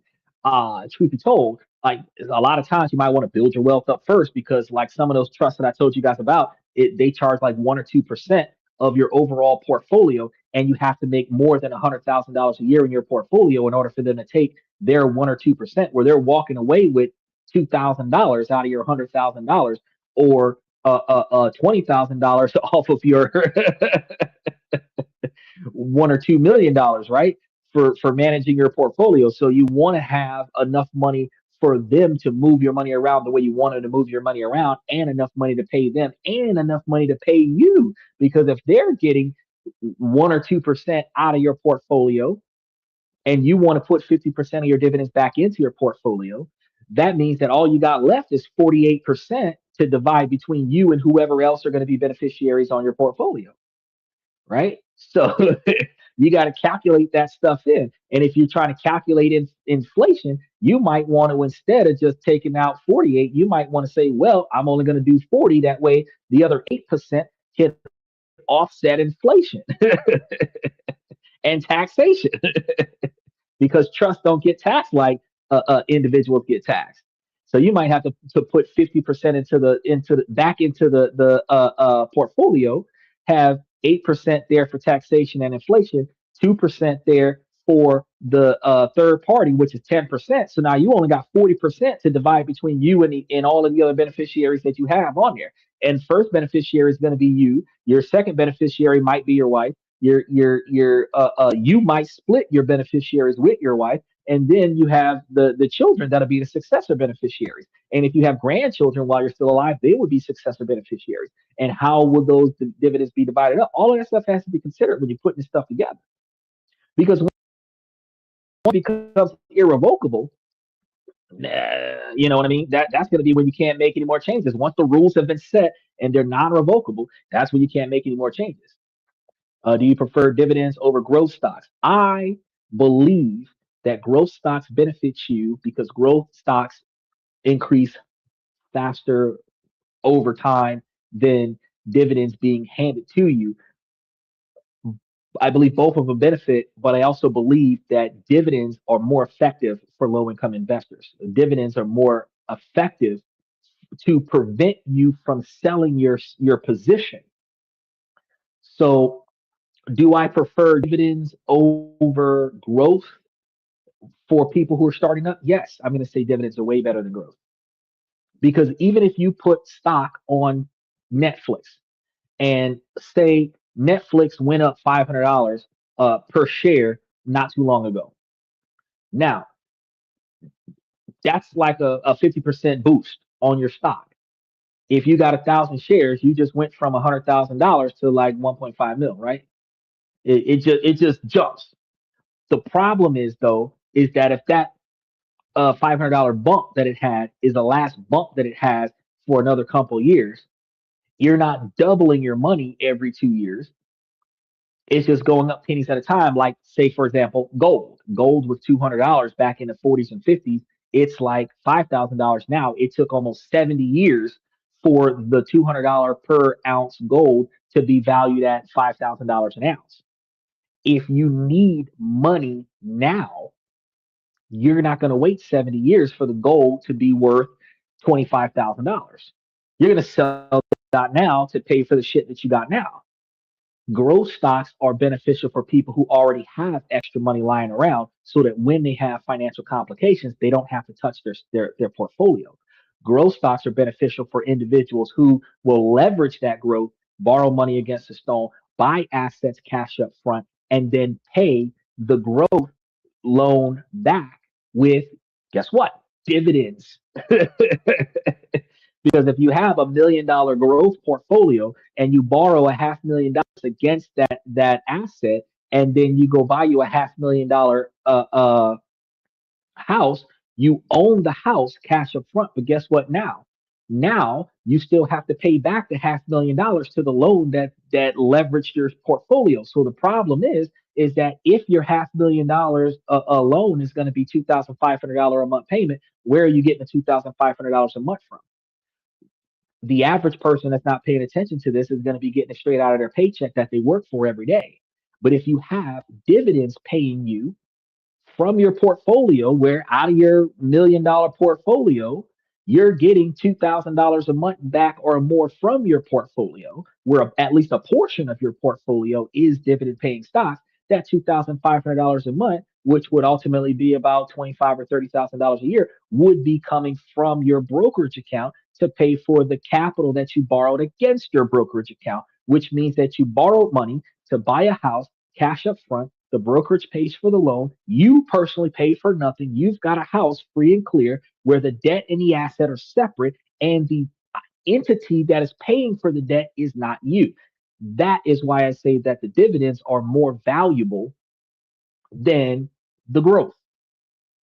Because while the growth is needed, the only two times that you benefit from the growth is when you leverage it against a cash loan and when you sell it to make a profit. But the double-edged sword of when you leverage it against a cash loan is who the fuck is going to pay back the cash loan? And if you're not paying back the cash loan and you put up 100% of your assets for 50% of its value, you're giving away twice as much stuff for half the cost if you're not going to pay it all back. So that's going to be the issue. Because the problem is that the United States dollar is going to be weaker in the future. That doesn't matter if the United States dollar is going to be weaker in the future. Right now, in the present, the United States dollar, you can probably bring one US dollar to get close to 100 yen. You can probably bring a US dollar somewhere and get close to 150 to 1,000 yen. I mean, not yen, won. I don't know the exact calculations. Michael can tell me what the exact calculations are. But what matters is that even if it's going to be quote unquote weaker due to geopolitical trades, it could be weaker due to inflation, it could be weaker due to a lot of things. What matters is that if you build your US dollar value in the United States now and you make it to that quarter million, $500,000 in 5 or 10 or 20 years, you got $250,000, you got $500,000, you got $1,000,000. What that will buy based on inflation, based on devaluations of US dollars, that's going to be dependent on the market at that time. But you're not going to tell me that exactly. Steven says they keep printing money. You're not going to tell me that because the United States dollar is going to lose monetary value over the course of the next 50 years, that it's not a good idea for you to invest in the American market right now while Donald Trump is pissing on everybody's back lawn. The fact is that right now, in the most volatile times in this country, where the stocks that you see going across the screen are worth almost 10% of what they used to be valued at, these undervalued stocks that are high dividend paying stocks, where some of these stocks are still paying 20% return on investment, now is the time to get those stocks so that when the stock rebalances itself back to normal, where those 20% stocks are going to be valued at 10 and 12%, you're going to be locked in at 20%. It doesn't matter if the United States dollar is not going to be valuable in 20 years. What matters is that in 20 years, you got $1.5 million. So even if it's worth 750 grand, what matters is that you've got $1.5 million. Whatever the fuck you can accomplish with $1.5 million is way more than what you would be able to accomplish if the United States dollar devalued over the next 20 years and you're still living paycheck to paycheck in the next 20 years. That's something that I'm trying to help everybody avoid. Is that the U.S. national debt will be inflationary and dollars will go down. Well, the United States debt is sold off as a stock option, so it is lower than what it was before COVID, because back before COVID it was over $300 trillion, and because of Donald Trump it went all the way down to $30 trillion. I give every president what they're due. Donald Trump lowered the gas prices. No, Barack Obama lowered the gas prices. Donald Trump lowered the United States debt, because we were like $300 trillion back in the day, and we're all the way down to $30 trillion. Now, because of this war, we might creep up to like $50 trillion. But I mean, with all of the cost of tariffs and everything to that effect, even if it stayed around $30 trillion, since he's cutting back on a lot of government resources, the fact is that $30 trillion is where we've been since Donald Trump was the first president, and not since Donald Trump was president the first time. And I don't see us going back up to $300 trillion unless Kamala Harris gets into office. That's my observation. Now, that doesn't change the fact, though, that you yourself can make yourself a millionaire and not have to worry about where the money goes and where the money comes from. Because if you're living off of the interest, if you made it to $1 million in 20 years, and let's say you're getting back 10% interest on your investment, let's say you're getting back like 15% interest, and after you're still getting $100,000 a year back off of your principal investment, where you never have to touch your principal, but you can create a lifestyle inside of that $100,000 a year that maintains whatever standard of living you have in the United States and gives you money to travel to other countries and live in another country and maintain your standard of living in that country. Would it matter how much less the United States dollar is worth in 2046 than what it would be today? Would it matter? Because spend all the money and leave a big term insurance for your kids. That's something that some of the wealthy people doing. I was supposed to be covering a show about the 7702, where the life insurance policies that are designed for living life insurance, not so much death benefits, where people invest everything into the insurance policy up front so that they can borrow against the insurance policy. And then when you borrow against the insurance policy, what they usually do, they borrow against the insurance policy 100% of the money or like all of what they can borrow, and then like let it go, right? Where the debt, the money borrowed against the policy is just money owed. So since you borrowed it out of the policy after you put it into the policy, it's not a profit, and then you take it and you go buy assets. Now, if you maintain that insurance policy, you will be paying back 200% or whatever like that interest on those insurance policies until the time that you pass. And when you pass over, any unpaid debt that is owed to your insurance policy will come out of the principal because you put the principal in there. You just borrowed against the principal, and then you're in a situation where, I mean, your kids have assets again separate from the debt. Now, one of the things that I talked about before was, instead of you doing all of that drama with a life insurance policy, since you have to put the money into the life insurance policy to borrow it out, you could structure a trust that has an interest gaining loan policy that allows for the beneficiaries to borrow up to a certain percentage of the available capital in the policy. You can have conditions in the trust policy to prevent somebody from borrowing money from the trust and never giving it back. If they are a paid beneficiary from the policy, you can have them borrow money from the policy and then take what they owe to the trust out of their dividend, or not their dividend, their beneficiary distribution. So say you borrowed $500,000 from the trust because the trust has $1 million of disposable capital to the beneficiaries. Well, everybody else is going to get theirs, $500,000 that goes to the rest of the group, but you borrowed a 500,000, and out of that 500,000, if you now owe $2,000 or $5,000 a month back to the trust, instead of you being forced to give it back to the trust can take it out of what it would have gave you until it pays itself back with interest. And you can set the interest rates at whatever you want to set the interest rates at, and put you in a position where somebody, and then they not only can they not borrow against the trust again until they pay back what they borrowed the first time, they won't receive a distribution from the trust until the debt is paid in full, either by their share of distributions or by them actually paying off the trust on their own. You can put that verbiage into your trust and then do the exact same thing and not have to waste all this effort with setting up. Where the biggest concern that I have with that is that you're going to be paying premiums on the existence of the policy, regardless of what you do with it. Because you borrowed the money from somewhere, it's not a profit.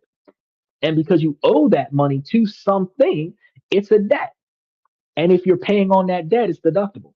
That doesn't matter where you borrow from. That's a universal expectation with tax laws. You know, you can't borrow money directly from yourself and pay yourself back and call that a loan. But if you borrow money from a third party entity, a trust that has its own tax identification number, and then you're paying that money back to that trust, that's debt paid. And you're going to claim that on your taxes. But yeah, that's what they would do. They would leave a big term debt on their insurance. They die. Some of the death benefit is there to cover their funeral regardless. And then the term life insurance policy resolves itself, and then the kids keep all of the assets, and whatever capital that's not there covers whatever they owe. That way, there's no issues. You're looking forward to that lecture about the life insurance policies. I'm going to try to make that one very eventful. Is that my dad is at the sunset of his life. He's at the sunset of his life. All right. And I can talk him into getting life insurance. He is paranoid. Okay. I was actually just talking to somebody earlier today. Um, if you've got a house that's got a mortgage on it and you're likely to collect that house, this actually might be beneficial for you. There are some insurance policies that cover the mortgage, where if in the event that for any reason you can't pay the mortgage, they will cover the difference of the mortgage, or in the event that you pass, they will pay off the remaining balance of the mortgage, and you just pay a monthly premium on that insurance policy. Now, the offer that's there, from what I talked to the people about, because they brought it to my attention earlier today, is that if you pay off the house without actually needing the insurance policy, the money that you put into the insurance policy, they reimburse you. So it's almost like no money lost. But clearly, they're going to turn a profit off the money that they're getting from you, because they're leveraging you. A what if? For individuals where the house is mortgaged in the name of an elderly family member, where the family member is not going to outlive the mortgage. You got a 30-year fixed rate mortgage. Your family member is not going to likely live another 30 years. They're probably going to pass before the mortgage is up. You're guaranteed. It's like, well, as soon as they pass, the house is paid off. It is what it is. Now, under those dynamics, you're in a situation where would it be better for you to throw them into a life insurance policy, or would it be better for you to throw the money into a brokerage account? I've come to find that some life insurance policies charge you a shit ton of money. Depending on the age, especially when you're over the age of 70 years old, they put you in term life insurance policies.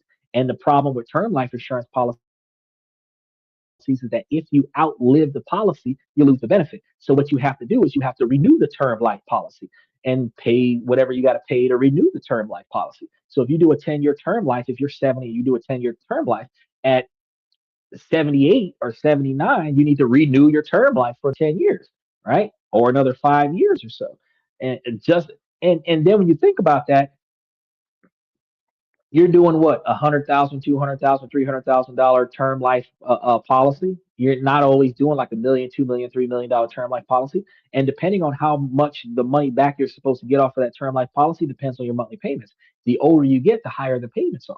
You might find yourself paying five, seven, $900 a month on term life insurance, especially if they have bad health, if they're smokers and other stuff to that effect. You might be paying two, $300 a month on a term life. But if you're paying $500 a month in a brokerage account that's paying you 15% return, see what I'm saying?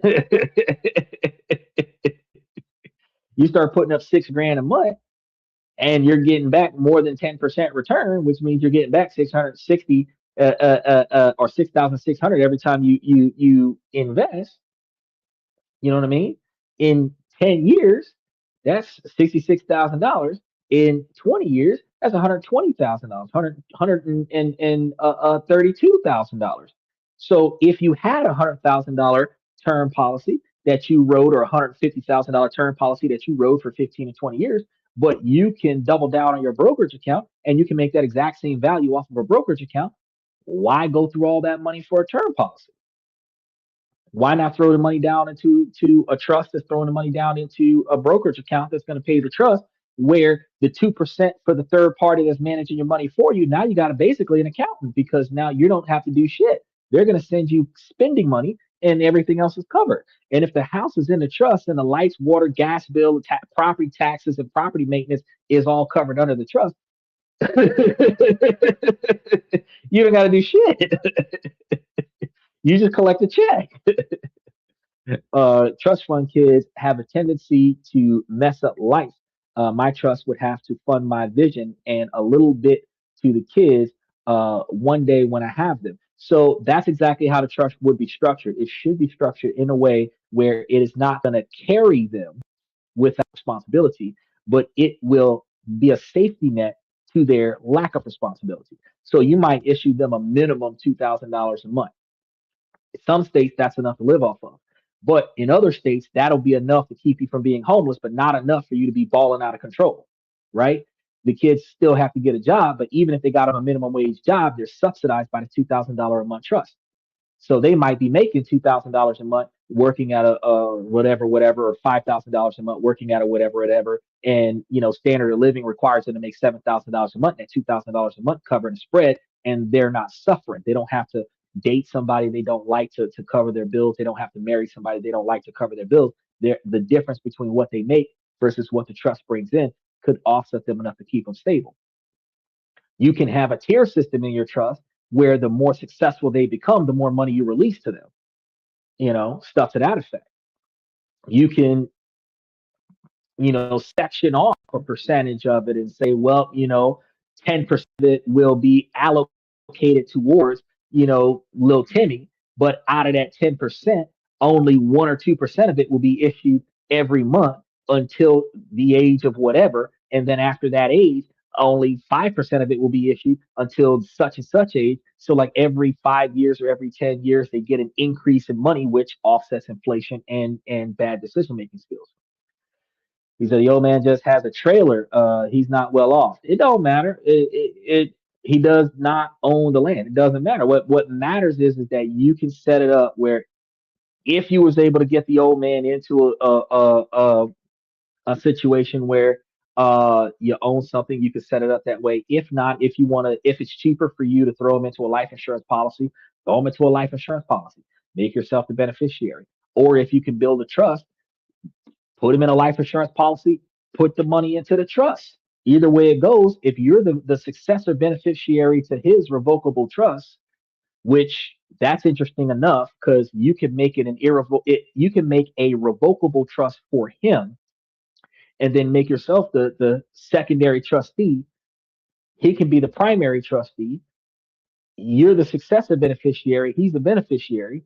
When he passes, it becomes a irrevocable trust. You become the first trustee. You can appoint a second trustee, and everything goes to you as you now becoming the primary beneficiary. There's a way that you can set everything up. You just got to organize it all the way you think it should go, put all the details in there the way you think it should go, and then take the final draft where you've done your 50, 75, 125-page document, bring it to an estate lawyer and have them verify what you did to make sure that it is in line with all of the laws in the state and the country that you're in, and then have them put their rubber stamp on it. They'll keep a copy of it on file, which protects you. And now you've got you a trust. He said, so you can have an insurance that pays off the mortgage and the kids get it free and clear. I just found out today that there is insurance coverage for your mortgage that covers the house in a way where if in the event that the borrower dies, the insurance policy pays off the mortgage, which protects the lender. Because since the it protects the lender, which might make the lender nicer to you, because if you die, the bill goes unpaid. With an insurance policy that says, well, if you die, I'll pay it off for you. Now you tell the lender, hey, I've got X, Y, and Z set up. If I die, you still get paid in full for the house. That puts checks and balances in place to protect the lender, but being able to protect the lender in that fashion makes you a better candidate the next time you go to borrow. It also puts you in a better position with your mortgage, because if the insurance policy is going to pay the difference, and say you got a $200,000 house, and they say, well, we're going to put away $200,000 to cover your house, so if something happens, we pay off your house. Okay, great. Well, if I paid 75 or $100,000 on a house, or if a relative of mine was paying $100,000 towards a house, they put away $200,000 for the house. My relative dies, and now they're going to pay off the remaining $100,000 and give me the difference. I just got 100 grand because my relative died and the house is paid off.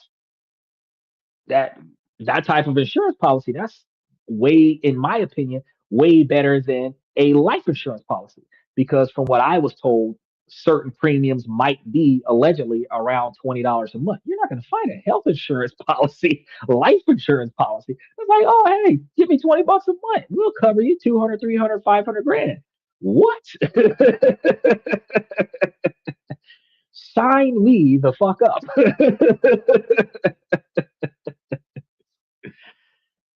And we're going to test this theory. So when people start passing over, it's like, hey, he's dead. What do you do? But in these particular situations, one of the best ways for you to keep yourself in the best light possible, first and foremost, you must get the contract, scan it into the computer, save it on a PDF file. You want to be able to have the original document accessible to you. I know a lot of people like getting shit in paper, but you and I both know that after a while, paper gets lost. It's in the house somewhere. It's piled up in a room full of papers. We don't have our papers organized, and then all of a sudden we find ourselves emptying out a bunch of papers because it's in the way, and then we end up throwing away something important, and then we don't have it anymore. We don't know where the original contract is. Somebody new's working, the person who sold it to us not there anymore, and the situation falls apart. Your best bet is to keep good records. Anything that is still active, you want to have the original contract accessible within hand reach, which means that if it's not on a PDF file in your computer, on a backup drive somewhere, you have a copy on, you can access it after a flood and say, hey, I still got coverage. Right. So you want to make sure that you cover that. So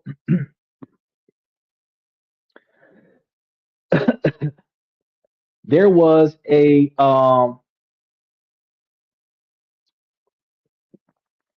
a situation. So what I was covering a moment ago, Trump was talking about um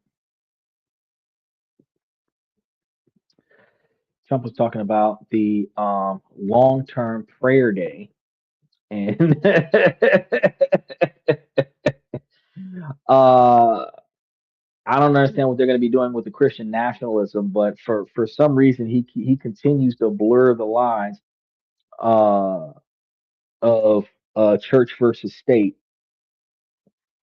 And I'm probably going to have to do a whole show to cover like exactly how does that impact us on a regular basis. But it is something that we do need to pay attention to. Is that I'm the family working to break the poverty cycle. Look, hey, I'm that one. I'm the one in my first generation breaking the poverty cycle. Yeah, I know. And the only way the less difficult way for you to break the poverty cycle is for you to put one of the most recent family members on a life insurance policy so that when they die you get the money. But you have to look at opportunity cost. Is the amount of money that you're going to get from that life insurance policy, be it tax free or not, going to be more or less or the same as if you were paying taxes on a brokerage account that will be giving you dividends every year as you build up the revenue? That's what you want to find out. So if you can get $1 million policy where you're only paying like $300 a month, that's like um 36,000 a year. Or no, 300 a month is like 3,600 a year. Yeah, 3,600 a year. So over the course of 10 years, it's $36,000. If you've got $1 million policy that's going to pay you $1 million in 10 years, and your dad passes in 10 years, that's a profit.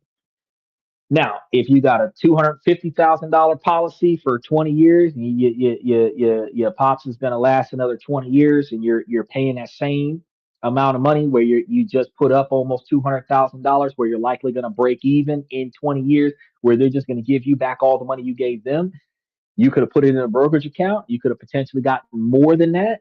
You probably should have tried the brokerage account. So what you do is you look at how much are they going to give you? How long is it going to take for you to get it? What you believe, what do you personally believe the life expectancy is of your pops? We're not talking about unexpected natural disaster. We're not talking about car accident tomorrow. We're talking about, he goes to bed one day and he doesn't wake up the next kind of situation. How long do you think it's going to take before that happens?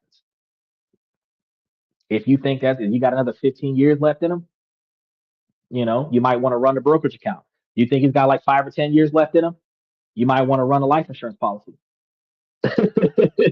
Because it's the difference, the opportunity cost difference between the monthly installments on the life insurance policy versus the opportunity cost of the quantity of profit you can get back from investing in a brokerage account. That's what you want to balance the difference of. He said, save cloud, and when it gets hacked one day, it's all save it to the cloud. You can save it to the cloud, but you also have to recognize that, well, first of all, it's a document that really gives you legal authority for whatever it is that you're about to do. So not too many people hack the ownership of a property. Now, if you've got a $40 million whatever, they might try to fuck that up.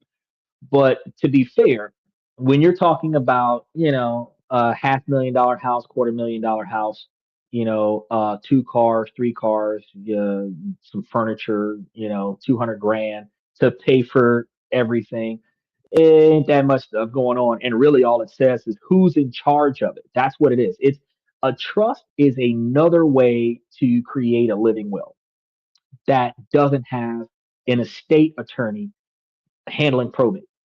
That's really what it is. It's another way to establish a living will.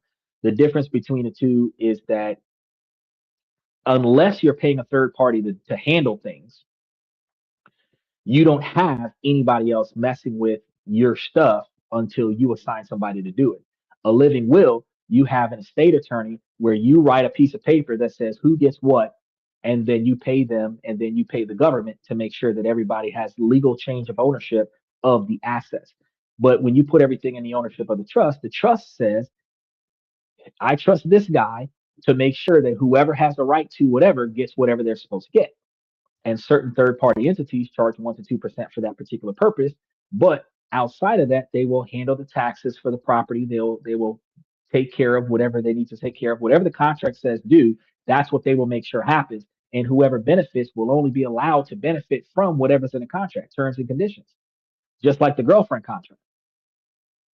And it's not something that's like, oh, I can, dismantle this and get my whatever that I didn't put into it. That's not the same. He said, midterm elections probably have something to do with National Prayer Day. I don't know. Midterm elections are supposed to be November 23rd, and with the way that they're changing the um, Democratic and Republican lines in the sand in certain states to potentially sway the ability to get that third term, there's a strong possibility that anything can happen. But I believe that there's a different agenda about National Prayer Day. But it's an overall political position to bring America back to its core, and that's going to require a whole lot of um,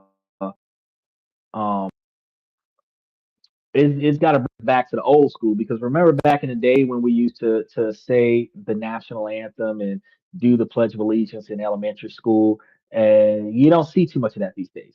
Um, we used to have in certain scenarios we used to have like open prayer in certain places that we don't have anymore.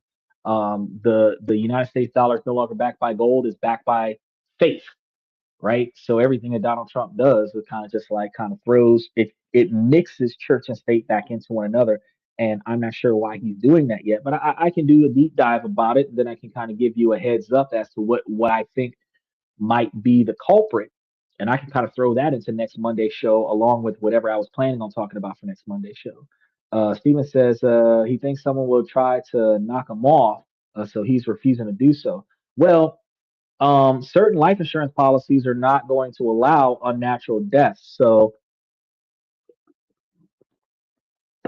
when you think about that, when you think about natural death, unnatural deaths, if you think somebody's going to knock them off, one of the things that you should probably think about is investing in a brokerage account and taking extra capital from him and putting it into that brokerage account, so that whenever he does get knocked off, you have whatever he gave you.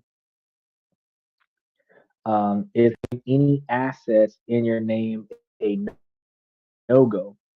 I mean, you have assets in your name if you want to, but one of the things that I've come to find when it comes down to taking your carbon footprint or your taking your identity off of the internet, everything that your name is attached to is going to be attached to public record. Whoever owns the house, their name is going to be on the house. Whoever owns the car, their name is going to be on the registration on file. Even if the registration expires, the last person to own the vehicle is the last person to own the vehicle. Doesn't matter where the vehicle is. The last person to own the vehicle is the person who owns the vehicle. Um, so, for personal reasons, if you don't want to be in the public view, it would be in your best interest to minimize the things that you have directly in your name. So you can register your vehicles to a trust, or you can register your vehicles to a business, or you can register your vehicles to a trust, lease it to the business, and then have the contract layered to where legal liability stops at the business. Then you can drive the vehicle as an employee of your business, where you're still legally driving the vehicle, but your name is not on the car insurance, your name is not on the registration, but it's your car. You have the keys, the vehicle's not reported stolen, but it's your car.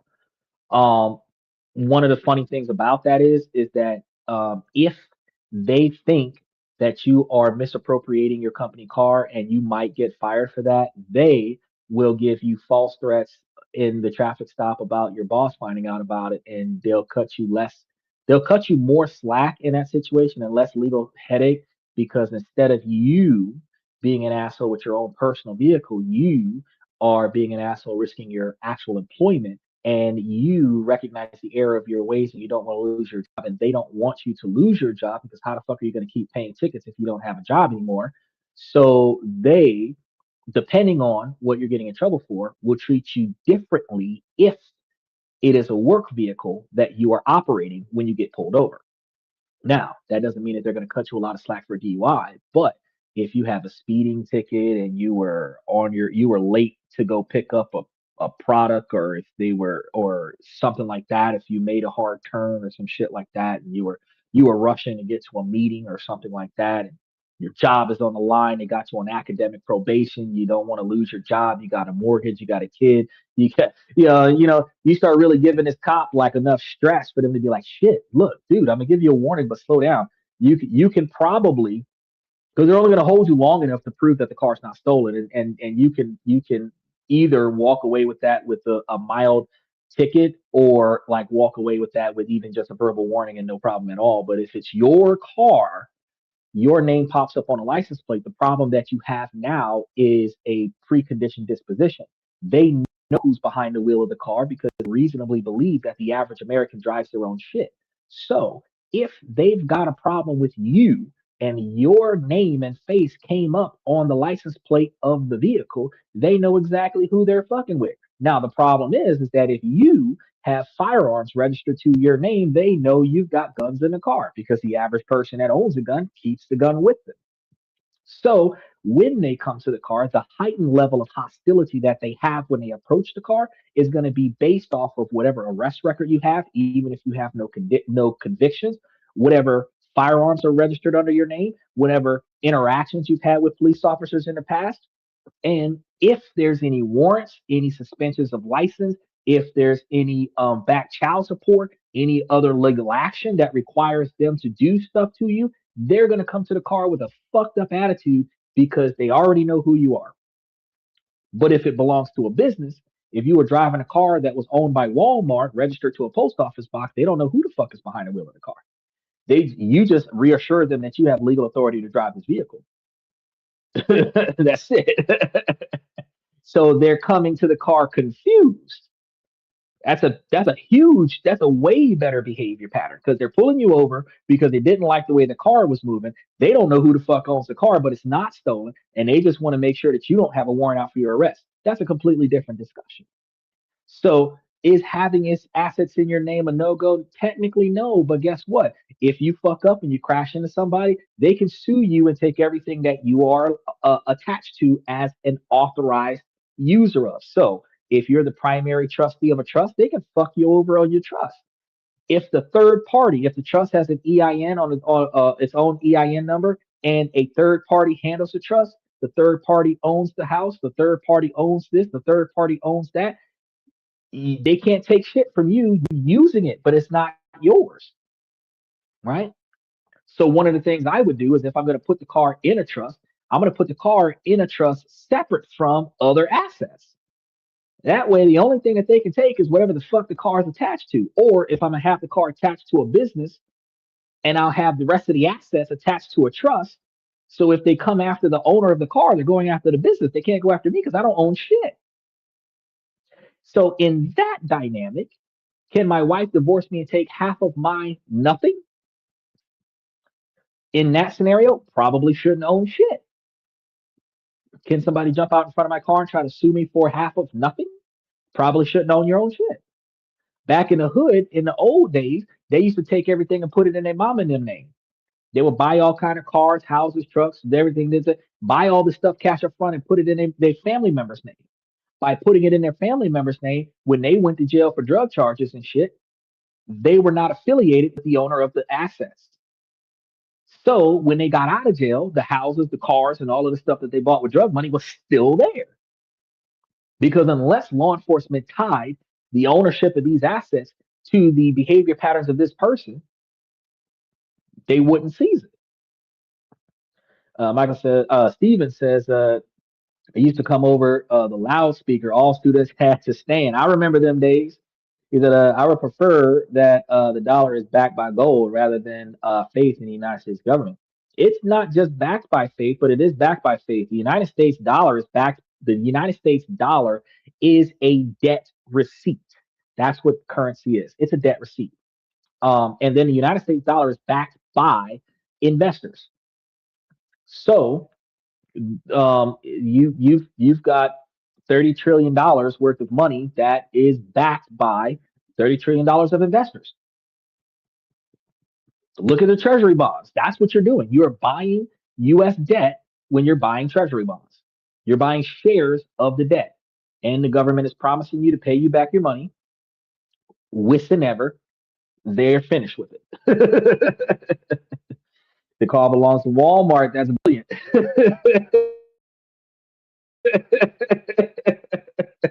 I'm just being honest, bro. I'm just being honest. It's the thing. It's just like I told you guys before that you can use your post office box as a physical address. You have the street address of the post office box, the street address of the post office, your post office box as the apartment number, and then city, state, zip code. They will mail your legal documents directly to your post office, and your post office will put it directly into your post office box. You don't have to use the address that you sleep at. You don't have to do that. There are like 44 states in this country that allows for people to use alternative addresses as their legal residence, specifically people that are victims of domestic violence and other violent crimes, witness protection, and other such things. So, since the law allows for circumstantial situations where you don't use your primary address as your primary address, the fact is that no police officer and no judge will analyze your personal situation to determine if you are legally required to have a different address. So if the cop pulls you over and asks you, is this your address? One, you should say, I don't answer questions without a lawyer. But two, if you answer the question, all of the information on the ID card is accurate. Is it my current address? Is not what I said. It is accurate information. It's accurate, which means that if you mail me a court order to that address, I will get it. Is that my address? I didn't answer that question. But if you mail me a document, I will mail you back a response. That's the best information that I can give you. But truth be told, I'm not answering any questions without a lawyer present. So in the sense, because really, especially in places like Florida with the traffic cameras and stuff, when they mail you a traffic ticket, it goes to the post office box. You check the post office box, you get the ticket, you pay the citation. That's really your legal obligation for an address, is so that they can know where to send legal correspondence to. That's what they attach that address to your license plate for, so that when your car is involved in a legal infraction, that they can mail you legal documents related to what your car was involved in. That's what it's for. Now, somebody's going to come and try to say, oh, that's not what it's supposed to be for. Yeah, but that's in practice what it is. You get parking tickets and traffic tickets in the mail because of what's on your license plate. And what's on your license plate is the address for them to mail you shit. 40, 50, 60 years ago, they used to mail it directly to your house. But in 2026, ask yourself, what judge puts their physical address on the docket? What attorney puts their physical address on a court order? What politician puts their physical address in public record? Nobody. They put their main office, that's where they collect their mail, at their main office. I don't know how the fuck they get personal bills, but on public record, the office is where they collect their bills. That's what the office is, where they collect everything that requires you to notify them about anything. So you can have a house in a different state, but this state, this city, this post office box, that's where my mail goes. FX Trader says, at what level of wealth do you need the trust? Okay, we have gone way off kilter when it comes down to talking about Donald Trump going to China, but we're almost done with talking about China anyway. So it depends on what you're getting the trust for. So if you have a house and that house can be litigated because you have siblings, you want to get a trust. If you have a house and that house can be litigated because you have more than one child, you want to get a trust. If you have a house and you have a wife or a husband, you want to get a trust.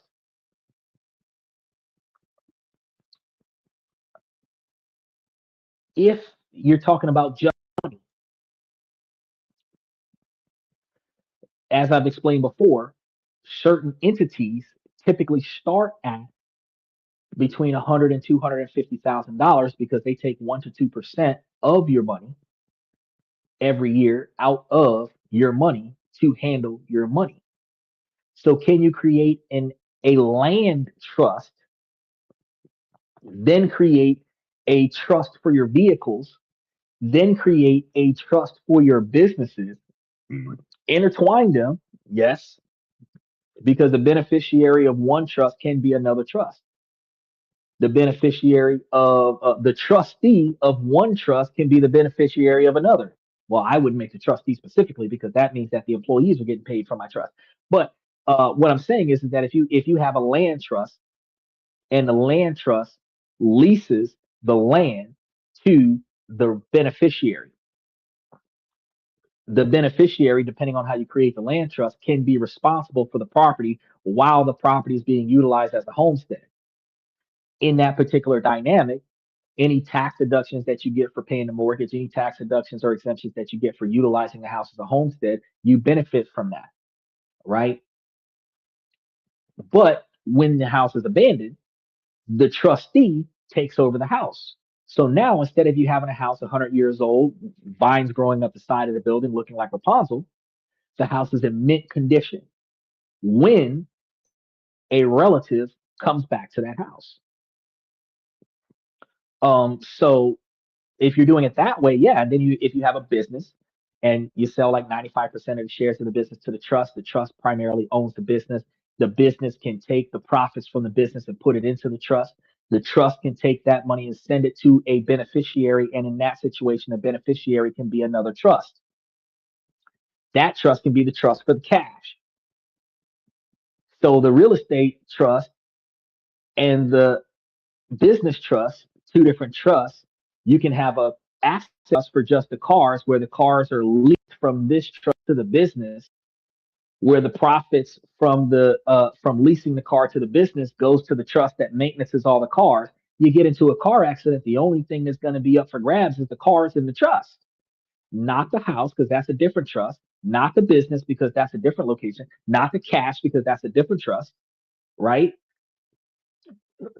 Checks and balances, extra layers and barriers, right? And if you're leasing the car to the trust, and then the business is leasing the vehicle to the employee, the employee can lease the car from the which now I got the car. and I'm leasing the car from the business, and the business is leasing the car from the trust, I'm separating authority versus legal liability.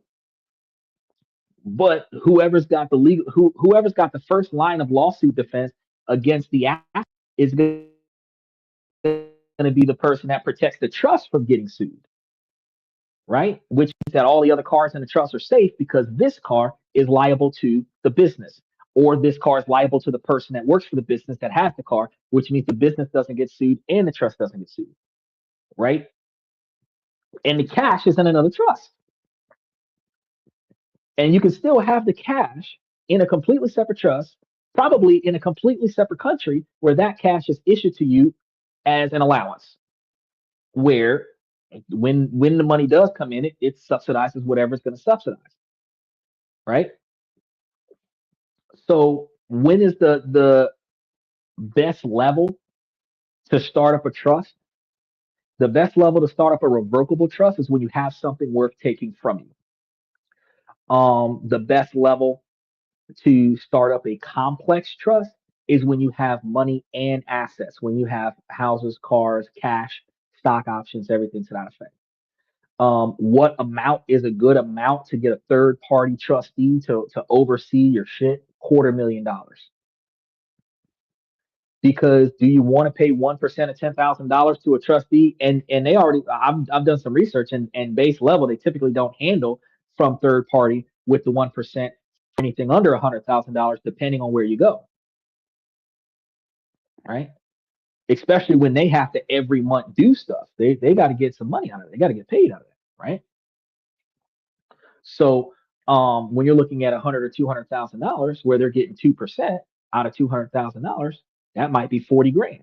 That's a salary for an accountant to handle your affairs. So the short answer is when you can afford it. That's the that's the best time to get it. When you can afford it, and when there's something worth protecting, that's when you get a trust. You don't treat trust like savings accounts.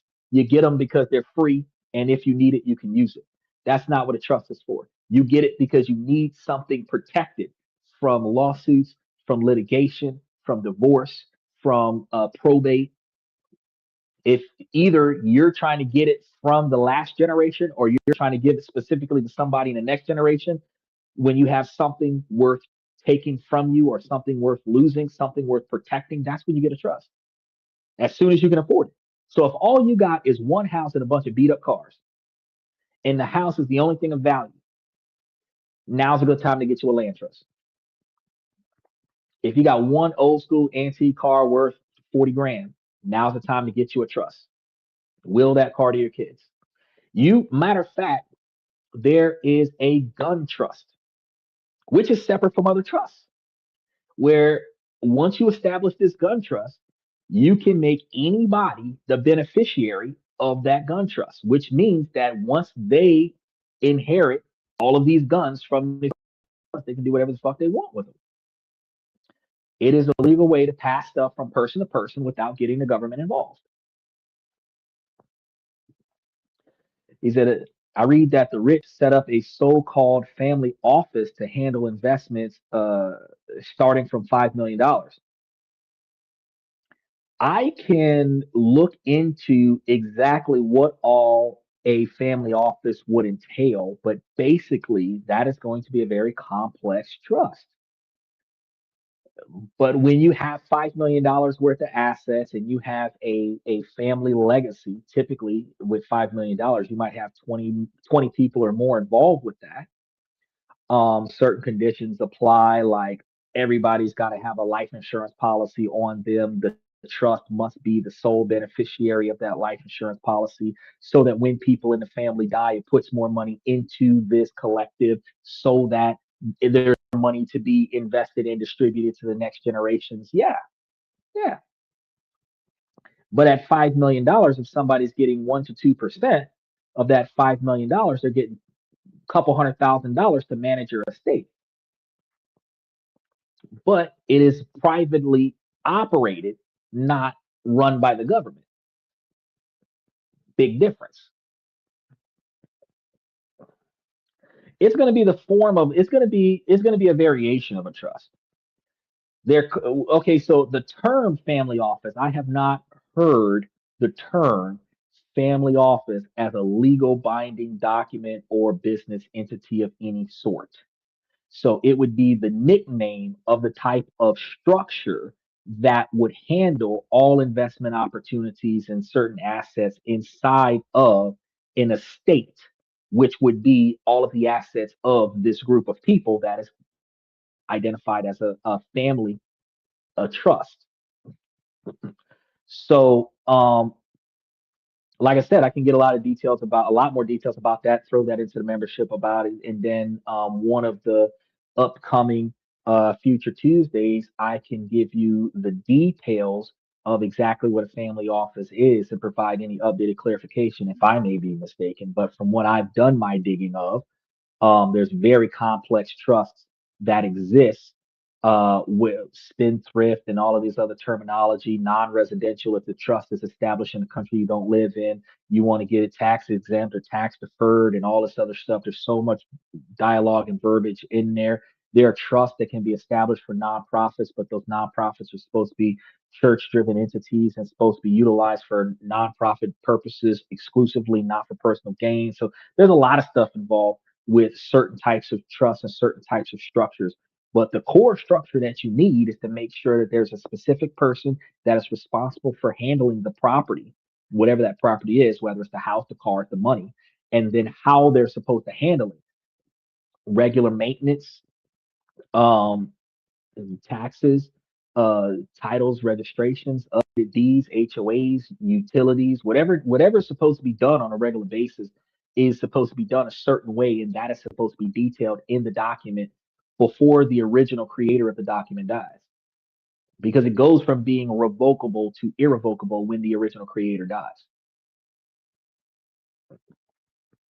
The It only handles private assets of the family. Well, so it's going to handle what the family owns. So you have to understand what private assets mean. If I own the business itself, that's my business. If I am one of the shareholders of the business, that's a public entity, commercial property, right?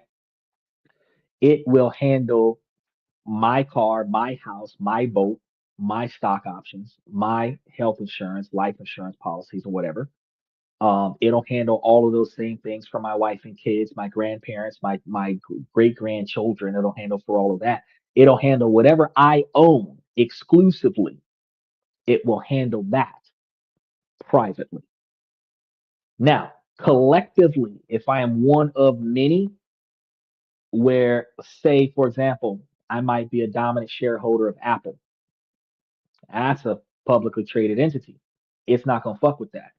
It'll collect the shares on my behalf, though. It'll collect the dividends that are being paid to me on my behalf, though. But will this manage that company? No, no. But let's say that I have an orange grove that sells oranges to the local market. I own that by myself. I would have been operating that. It would operate that.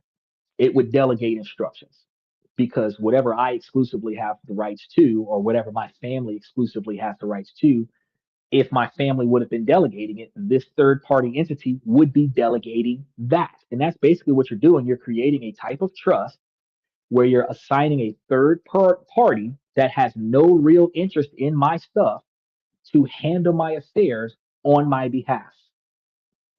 It is a very, very complicated and detailed accountant. It's like a personal assistant accountant. This is why wealthy people can walk around life without having to think about a lot of things, not because they're not smart, but because somebody is being paid to think about that for them. Donald Trump doesn't have to care about which house gets paid in which city and which state. Somebody's getting paid to do that. If he wants a certain quantity of money, he makes a phone call, tell them, I want X, Y, and Z dollars. and they will tell him how long it'll take for him to collect it and for them to collect it and provide it to him. That's it. If he wants it sooner, then they will see what they can do to pull strings, but there's a limit to how fast they can get a certain quantity of capital to him in real dollars. Now, when you start talking about wire transfer, yeah, we can pull from X, Y, and Z bank account and get it there in minutes. But if you want me to give you like 20 briefcases of cash, you're probably going to have to wait a couple days or a couple weeks, depending on what it is, right? If I understand now. Yeah. So there's a lot of stuff behind that, but I'm glad that you asked about that. That is actually a fantastic financial observation, and I do believe that that's the type of topic that we do need to cover. But when you start talking about starting from $5 million, the baseline for a structure of that magnitude is $5 million. So if you have $1 million, would you be trying to establish something like that? Not yet. You would probably get the outline paperwork together for it so that when you cross over that $5 million threshold, you might be able to get started on it. If it is a growing entity that will grow into the $5 million scenario, you might have a trustee over this particular documentation where once your assets cross that $5 million status, that the trustee implements this documentation where the trustee takes over both of them and gets paid twice. You can do that too. As far as contracts are concerned, you're legally able to do anything that doesn't negatively impact somebody else on a legal standard. So as long as you're not committing fraud and as long as you're not fucking somebody else over, the ultimate observation is that you can draft a contract about anything that is exclusively designed to determine how assets are managed or controlled. That's why I tell you guys about the girlfriend contract, because the girlfriend contract is not about how often she sleeps with you and whether or not she cooks for you or not. The girlfriend contract is about what stuff belonged to you when y'all started dating and what stuff belonged to her when y'all started dating and who takes what when y'all break up. If she puts money into the relationship, where does it go? Because if she gives you money because you didn't have enough money to buy dinner, she can't say that that money went towards your car note to say that now she has equity stake in your car. You have to be able to show that when she uses your car, so she leases your car, and the money that she gives you for your car is for the least usage, not equity stake in your car. That's what the contract is for. It says he didn't put anything towards ownership. That girlfriend contract will say the same thing about the house. Well, you own the house, she's living in your house, but she's not living in your house and giving you money because she lives in your house. She's living in your house and she's paying rent for living in your house, which is not giving me money for equity stake. If she's living in my house for free and cleaning up and everything like that, she's not working for equity stake. She is working for and contributing to room and board for renting or leasing possession of premises, which is not equity stake. So when we separate, you have no shares of the house, you have no shares of the car, you have no shares of the trust, you have no shares of this, no shares of that, which means that when you leave, you don't get shit because she signed a contract. He said the way things are today, the girlfriend contract makes a lot of sense. I'm sure women love that. Women fucking hate it. They hate prenups. They hate girlfriend contracts. But when a woman that thinks about being an alpha boss lady looks at that girlfriend contract where she structures it in a way where her boyfriend can't run off with all of her shit, they will fucking love it. Because when you start talking about drafting a contract in modern era, it's not just about avoiding the gold diggers. It is about recognizing that in modern 2026, the family law is the division of property, and family law is not gender biased. Family law was designed back in the day that when the person with the most assets divorces or leaves the person with the least assets, that they divide the assets between the two of them so that the one that has less has enough to survive. Back in the day when those laws were created, women did not have jobs because they surrendered their jobs to be the caretaker of the house. And then if the man leaves and takes his money, the woman is homeless. So the laws were designed to take money from the man to subsidize the living for the woman so that the woman who could not work could still be able to manage a reasonable lifestyle after the divorce because she had no other alternative to survive. In modern 2026, women have jobs when they divorce the man, so they supplement the income with alimony. But in modern 2026, women also have the ability to make more money than men. Therefore, she leaves him if she's $130,000 a year man. He now has the legal right to take a subsidy from her. So if women recognize that that girlfriend contract can be recalibrated to a boyfriend contract, where the car that she bought that he was driving around is not his car, even if he paid the note on it a couple times, it is her car. And upon separation, she gets that car back because whatever money she gave him, he borrowed the car. That was a lease or a loan scenario that wasn't towards ownership. Even if she took the money and put it directly towards the car note, the fact is that that protects her from her boyfriend taking her car, talking about some I helped pay the bill. It benefits both parties. I call it a girlfriend contract because this podcast is strategically designed to help men become higher value men and to help men reevaluate how they do things in life, because this is a male driven podcast from the male's perspective. So while the information benefits women as well, I'm really here for the fellas. Women seem to want to have it both ways nowadays. Well, yes, they do. They're going to want the money, they're going to want the authority, but they're not going to want the responsibility that comes with it. They're not going to want the collateral damage. They're not going to want the the fallout of catastrophic failure. That's always going to be somebody else's responsibility, and I understand that. But since we recognize that as men, if we recognize that we're walking into engagements and relationships with people who don't have the same point of view that we do and don't have the same quantity of investment in a relationship as we do, because they invest effort and physical appearance, we invest capital gains, paying for everything. We provide the cars, we provide the houses more often than not. Yeah, they're going to throw up, oh, well, I give birth. Right. But I got to pay for you and the child after you give birth. I got to pay for your medical bills and the kid's medical bills after you. And then if we separate, you're going to keep the kid, not because you're a better parent, not because you have more availability, because by you keeping the kid, you get paid for the kid. No mother in history has kept the kid mother couldn't or didn't want in custody battles where the father is fighting for his child. 82% of men that fight for their children are fighting for their children and losing or timing out, where the child ages out of the system before the case closes, because the woman who has the child gets paid for the child while she has the child. Not because he couldn't do it, not because he doesn't want to do it, because she doesn't want him to do it, because the child is a paycheck.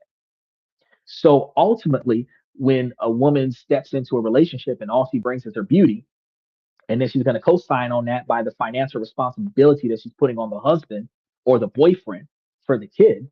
The problem is that men have to protect themselves. Make sure that you're finding the kind of woman that has the right knowledge and skill set, not just book smarts, but real world applicable knowledge and skill sets to manage things, organize things, function in a way that benefits you, so that if there's kids involved, that you guys aren't falling apart and she's running off with half of, not all of everything. Because what sucks is that men more often than not spend 3/4 of their life getting themselves established, and then all it takes is a 2-year marriage, and now she's taking the whole house because for the sake of the child needs a place to live. She's going to keep the child so that she can get child support and then alimony. And part of the alimony is that he still has to pay the mortgage. She gets to keep the car because the child has to go to the doctor and go to school. He still has to pay for the car note. Now this man in divorce has to go rent an apartment and rent another car or lease another car and start over after the divorce. Now, granted, in 2026, this could happen to a woman just the same. But the problem is that I'm here for the men. Historically, we have always allowed ourselves to be in this position, and we don't leave the women because we don't want to be in this position, so they would stay in an unhealthy relationship. So the goal is to teach you guys, starting off with the business and politics that we were doing 2.5 hours ago, on how you're supposed to be able to change the way you make, save, and invest money, but then following back to how to change the way you make decisions in your personal life, because the way oil prices is going to go up, food prices is going to go up, inflation is going to go up, tariffs is going to make shopping go up. The Brazilian heritage and growth is buying from Istanbul is gonna go up, right? So her sew-in is not gonna be 600 no more. It's gonna be 975, right? You got to pay inflated costs when your woman get her hair and nails done, when her weave is getting shipped in from cross country overseas. And you as a man have to make sure that you're making the right decisions about where your money goes. So yeah, you should be establishing a trust. If your girlfriend or your wife is going to be investing in this trust, you want to have a trust contract that is designed where she's going to get guaranteed dividend installments from the trust. You know, you can create a contract that has penalties for termination. So if she wants to terminate the trust because we get divorced, there's a 15 or 20% termination fee for her from her half of the investments. And if that's going to be the kind of document that you're going to establish, then you want to make sure that you document how much money comes from each person and have a voucher that says that I so and so donated this much money this month and I so and so donated this much money this month. Sign it, notarize it, and keep it for your records so that when you do separate, you know exactly how much money each person put into the trust so that if you do liquidate the trust, whoever decides to liquidate it gets the 20% penalty out of their. So if we put up 100 grand and you want to liquidate the trust and you're going to eat that 20% penalty. So out of your 50 grand, you get 30. I keep the other 100. I mean, the other 50. Yeah, we can do that. And at the end of the day, uh, that kind of discourages the person from liquidating the trust because you're not going to void the trust contract because of divorce. You're signing an agreement that says that the trust will not be, and if you got a trust established, you're signing a fucking prenup where the prenup makes it clear that the trust will not be under any circumstances dissolved for any reason outside of accepting penalties from the person who decides to dissolve the trust, where the penalties will not go to the person dissolving the trust. So if you put up 50%, you're going from 50 down to 40. You're gonna eat 10 grand because you wanted to close this bitch down. You can close it down, but you're gonna get less than what you put in. And that is almost the same discouragement, which is why we don't pull our money out of 401ks. We don't pull our money out of IRAs. We don't pull our money out of mutual funds. We don't pull our money out of annuities. Why? Because we don't want to eat that penalty. We don't pull our money early out of CDs. We don't pull our money out of treasury bonds. Why? Because we don't want to eat that penalty. So if you structure these documents correctly, terms and conditions for usage and allocation of assets, when things stop being favorable, because everybody's willing to sign everything when everything's in their favor, but when things stop being favorable, the red line in the sand is the asterisk that shows that if you decide to default on this, you're going to fuck yourself over. Now, you're guaranteed to get comp at all times, but if you decide to fuck this up, you're going to pay the price for it, not me. Right? At what point in time in a relationship do you bring up the girlfriend contract? Um, so that depends on what kind of relationship that you're in. If you guys start living together, the contract should be established before she moves in. It doesn't matter if you own a place or if you rent it. If you guys are sharing financial expenses, even if you live in separate houses, your contract should be established before you start sharing financial expenses. The contract should be because again, this is going to be a division of assets.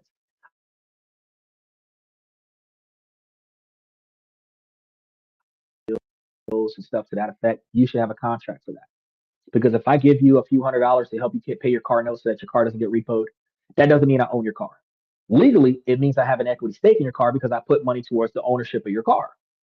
But the contract should be before I start financially investing in your assets, before you start financially investing in my assets. It should be before you move into my house, before I move into your house. And the reason being is before you put the first dollar down, I want us to get it understood that it's not for owning shit here. But if it is for owning shit here, we're going to buy a house together. We're going to go half on the house. Okay, 50-50 ownership. As a result of that 50-50 ownership, upon termination of our relationship, we liquidate the house. But what if, upon liquidation of the relationship, we put the house up for rent and split the profits? There's always another way, but it should be before you are financially invested in the other person, before the other person is financially invested in you, because it she's got her stuff at her place, you've got your stuff at your place, and a lot of times one person moves in with the other person because their lease is up. But there are times where people decide to both abandon their apartment or their house and move into something together and consolidate stuff. Where some of the things that were old, broken, that we just kept around because it was convenient, we throw it away to make space because now we have two houses worth of stuff being crammed into one house. Your stuff needs to be itemized in the girlfriend contract. My stuff needs to be itemized in the girlfriend contract. Upon separation, we're agreeing that you're going to take your stuff, not my stuff, and I'm going to take my stuff, not your stuff, and we're going to part ways. And that's where the ownership of things comes from. Your car, my car, our car is a car that we both pay for.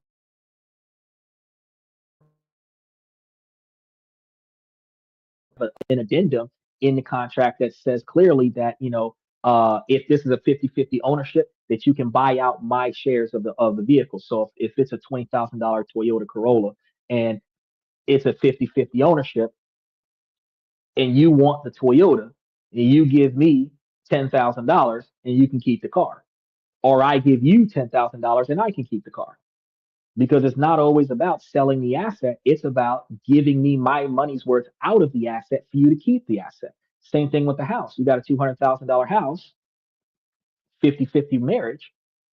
And upon liquidating, instead of liquidating the house, you can keep the house as long as you give me back my $100,000 worth of the house. Now that makes sense. You keep the house, you pay the mortgage on the house that you have, you give me my 100 grand, I take my 100 grand and I go buy me my own house. Instead of me living in a hotel until I can figure something out, you give me back my money and then I can go live somewhere else. But if that's us being prepared, most of us are not prepared.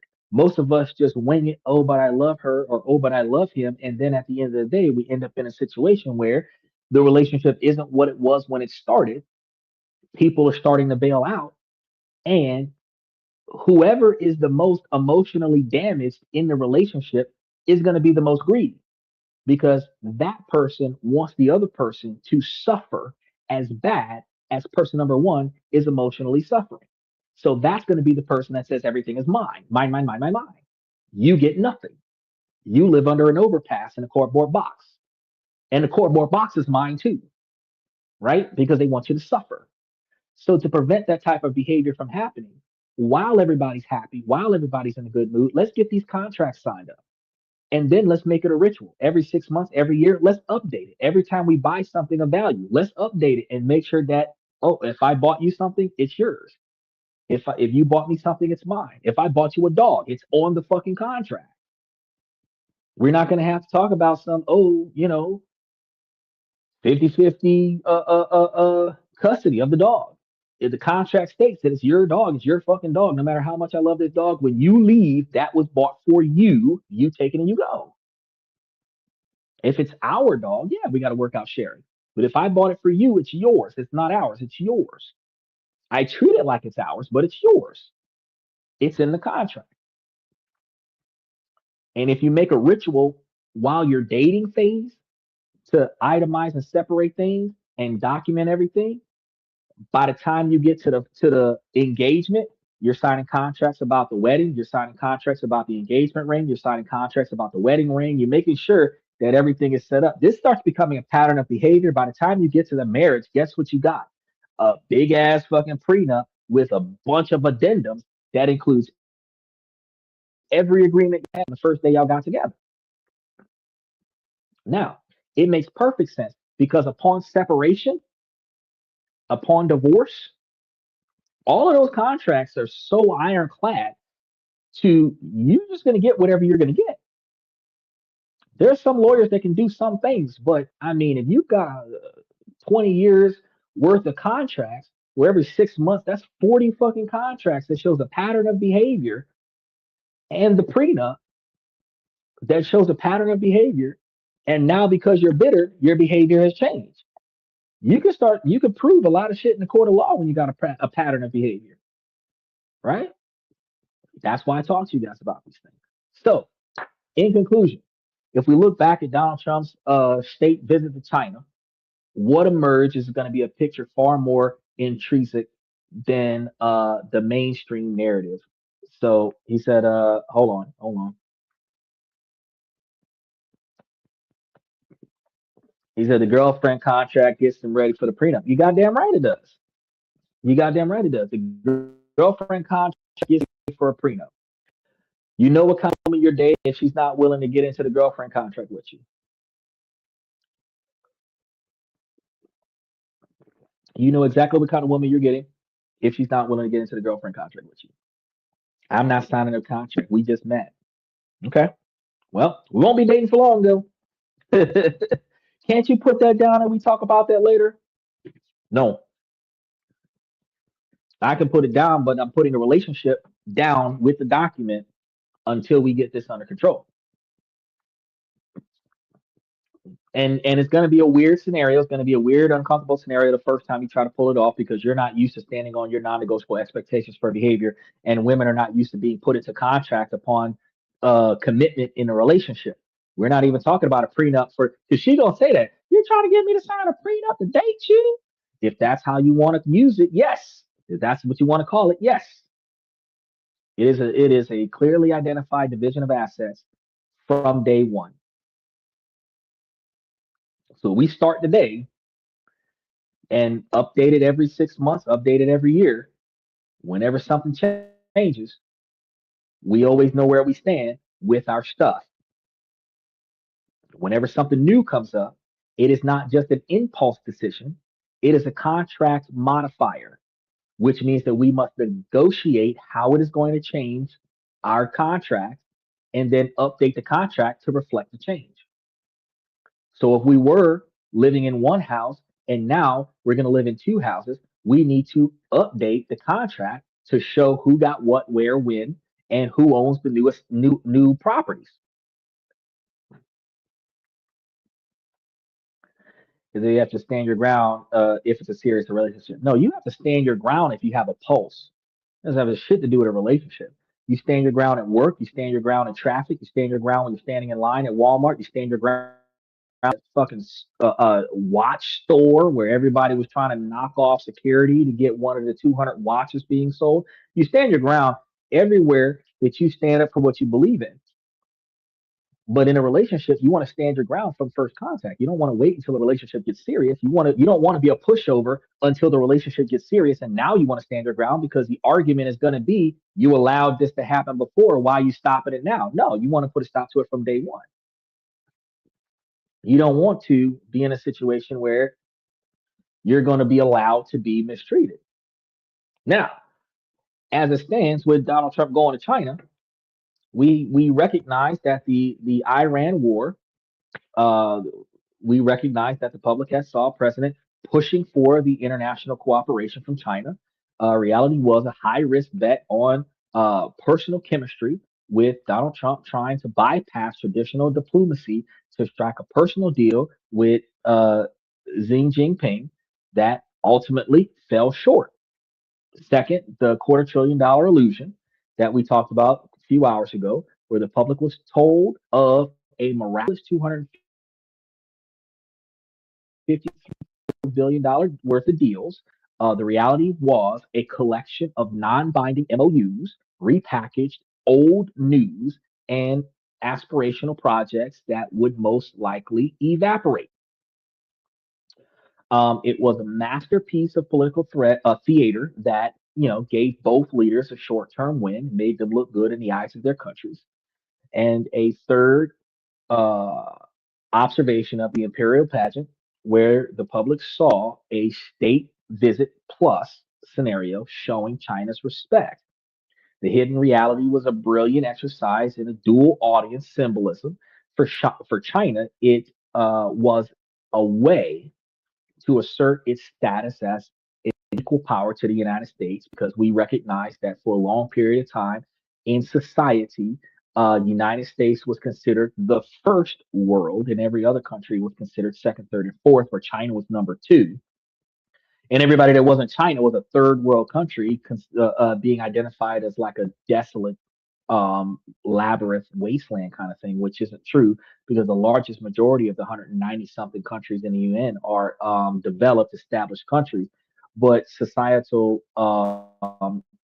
stereotypical thoughts is that if it is not the first world, it is an underdeveloped country. So China being number two, positioning themselves as an equal to the United States is a very esteemed position.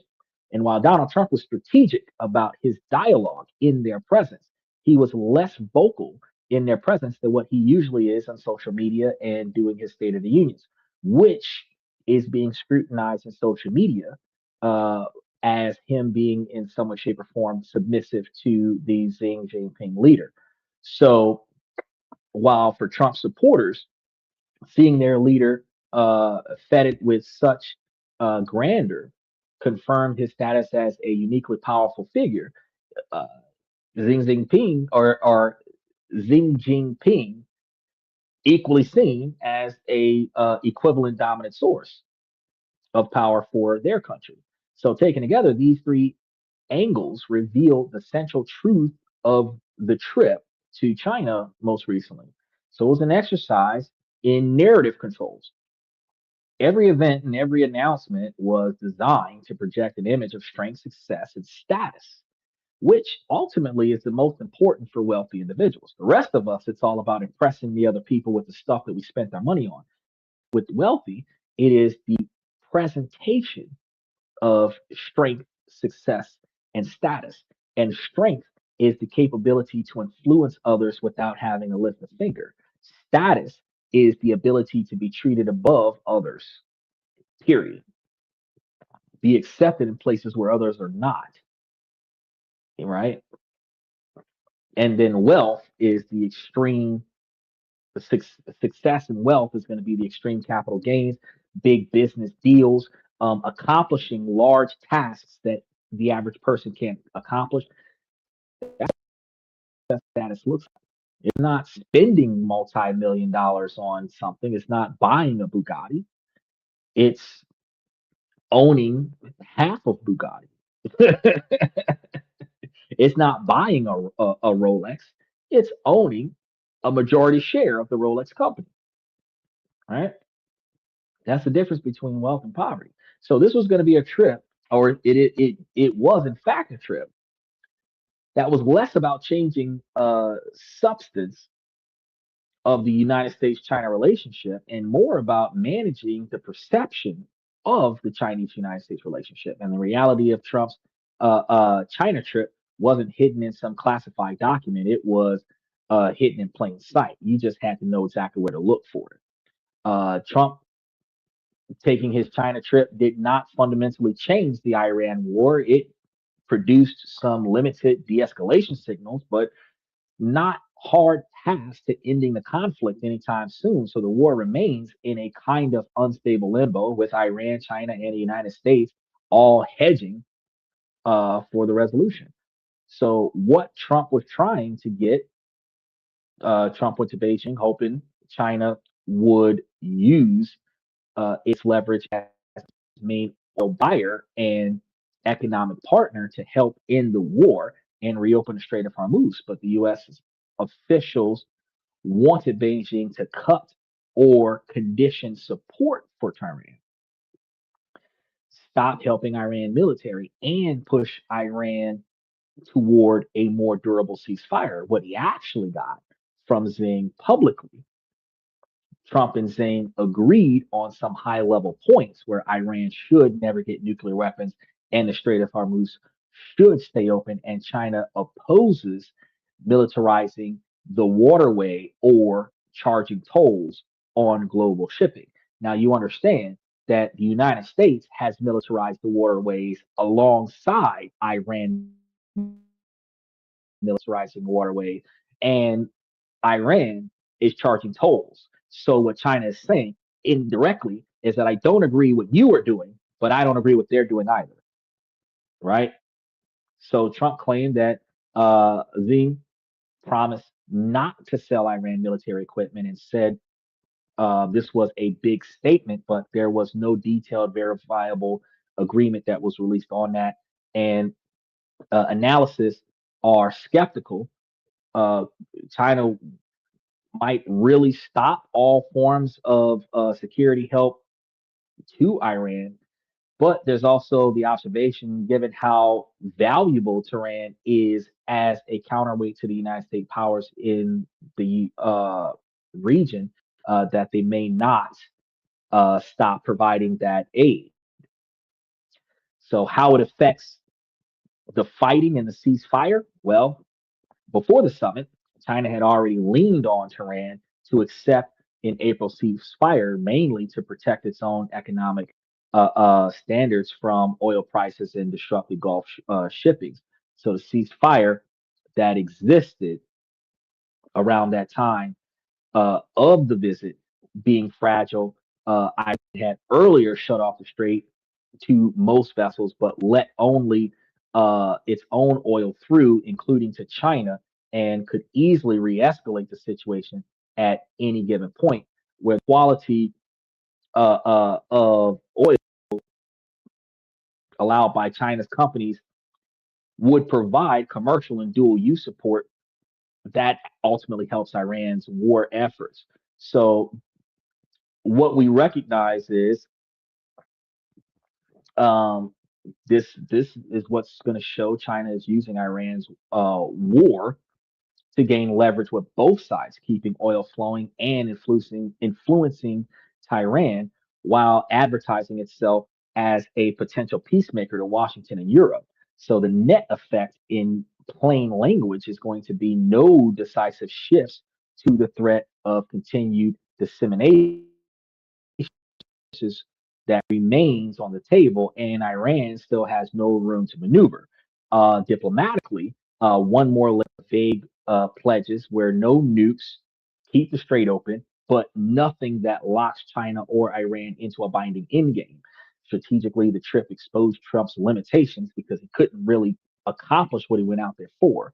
He needed the Chinese leverage to cleanly end the war, but China is unwilling to fully sacrifice its relationship with Iran for Donald Trump.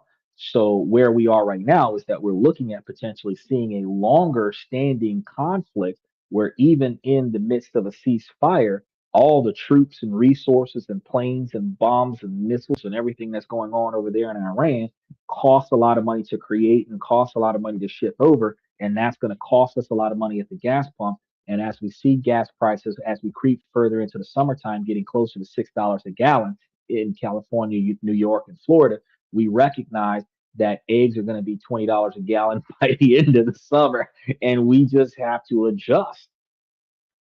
So my advice is again that as you see those stocks going across the top of the screen, that you should put a lot of effort into investing in those stocks and making sure that um, you get your money's worth out of those stocks while those stocks are low and paying out dividends.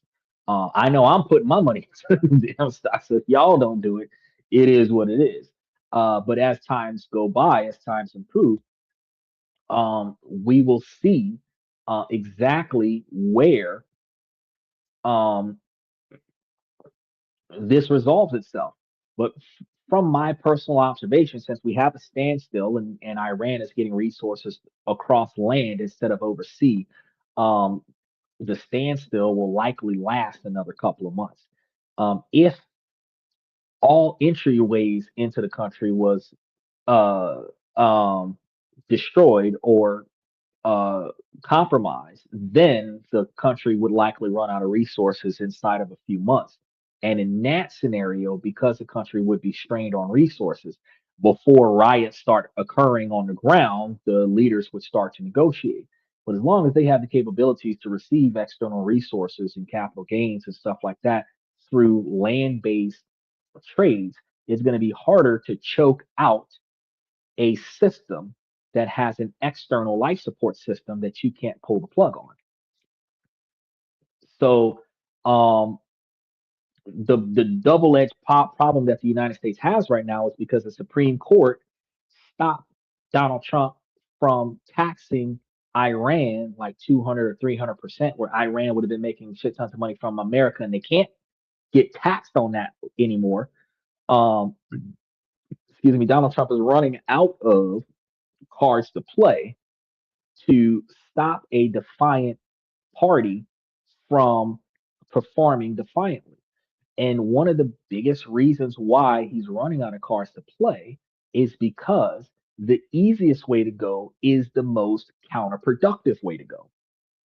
Because the easiest way to go is to blow up all of the major facilities, schools, hospitals, power plants, but if you destroy that particular level of infrastructure where the city would not be able to survive without that particular level of infrastructure, we're talking about like Hiroshima, you would be messing up the oil.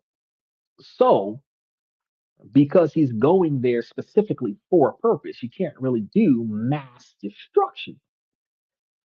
And because you can't do mass destruction, you're running out of negotiating tools.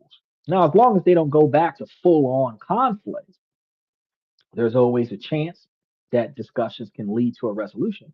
But until one side offers something that the other side is willing to accept, we're in a position where they're not going to make much headway. And, drowning a guy in scuba gear is not going to, as long as he's got unlimited oxygen, he's not going to drown. So, so again, like I said, he's got to find another way. Now, that's all I got for you guys for tonight. I was able to throw some financial advice in there for y'all, a number of different ways. We rabbit holed into a few other concepts that had absolutely nothing to do with the war, but it has everything to do with how the war impacts our money. So I want to make sure that you guys take the opportunities from time to time to make sure that you guys like and subscribe and hit those notification buttons on the show, because we got a lot of stuff coming up for y'all. I'm going to start by saying, ladies, as long as the situation doesn't make sense, I'm going to keep asking you ladies to make it make sense. So ladies, please make it make sense. Fellas, I provide y'all this information to make you guys higher value men. You have to find the things that are inside of your control and proactively change the things that you do not like. And that gives you the room and capability to navigate around the things that are outside of your control. Ladies, while this is a male-driven podcast from a male's perspective, you can make yourselves higher value women by taking the information I give you and utilizing it to make yourselves higher value women, and then focus on your capabilities and get your 20 and 30-year plan, reverse engineering that to what you got to do today, and then step by step stay goal oriented towards your 20-year or 30-year plan. If you keep your eyes and ears open for the potential suitors that has that right character and personality, drive, ambition, integrity, motivation, determination, and dedication to achieve those goals, his goals match up with your goals, then you guys don't have to have the exact same goal, but you guys can get your goals accomplished together a whole lot faster. I tell you guys every night that two people can make it to $1 million faster than one, but it requires you to collectively work together for long-term shared satisfaction, not short-term gratification. Because if one of you is working for the future and the other one's living in the present, you're not going to succeed.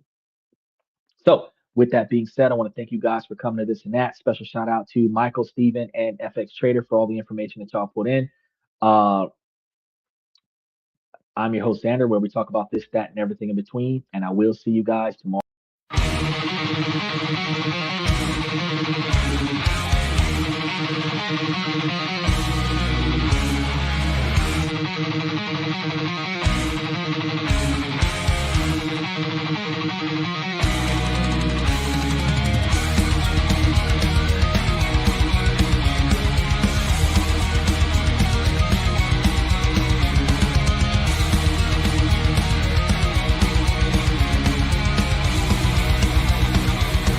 Higher ground.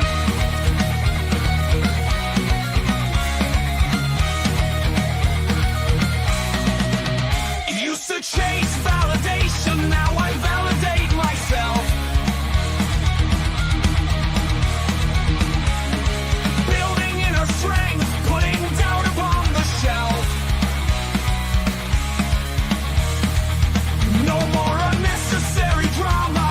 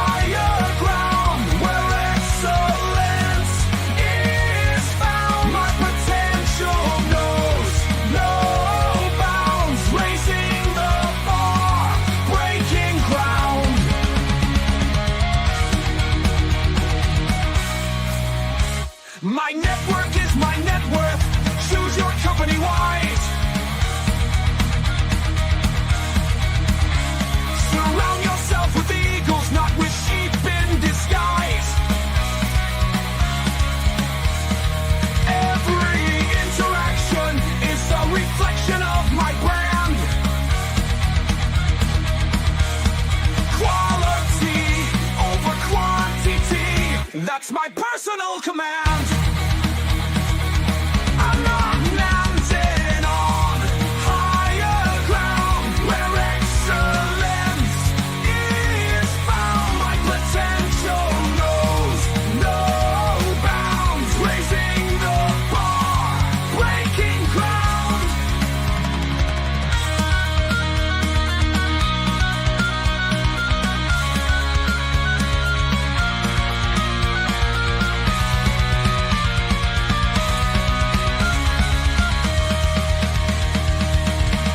I'm not just living, I'm manifesting my vision, cutting through limitations with surgical precision.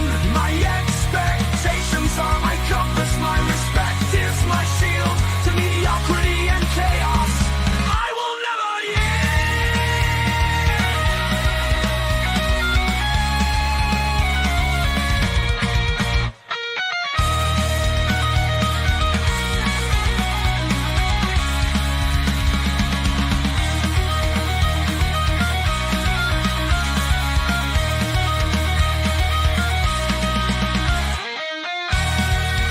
I'm not just living, I'm manifesting my vision, cutting through limitations with surgical precision. My expectations are my compass, my respect is my shield to mediocrity and chaos.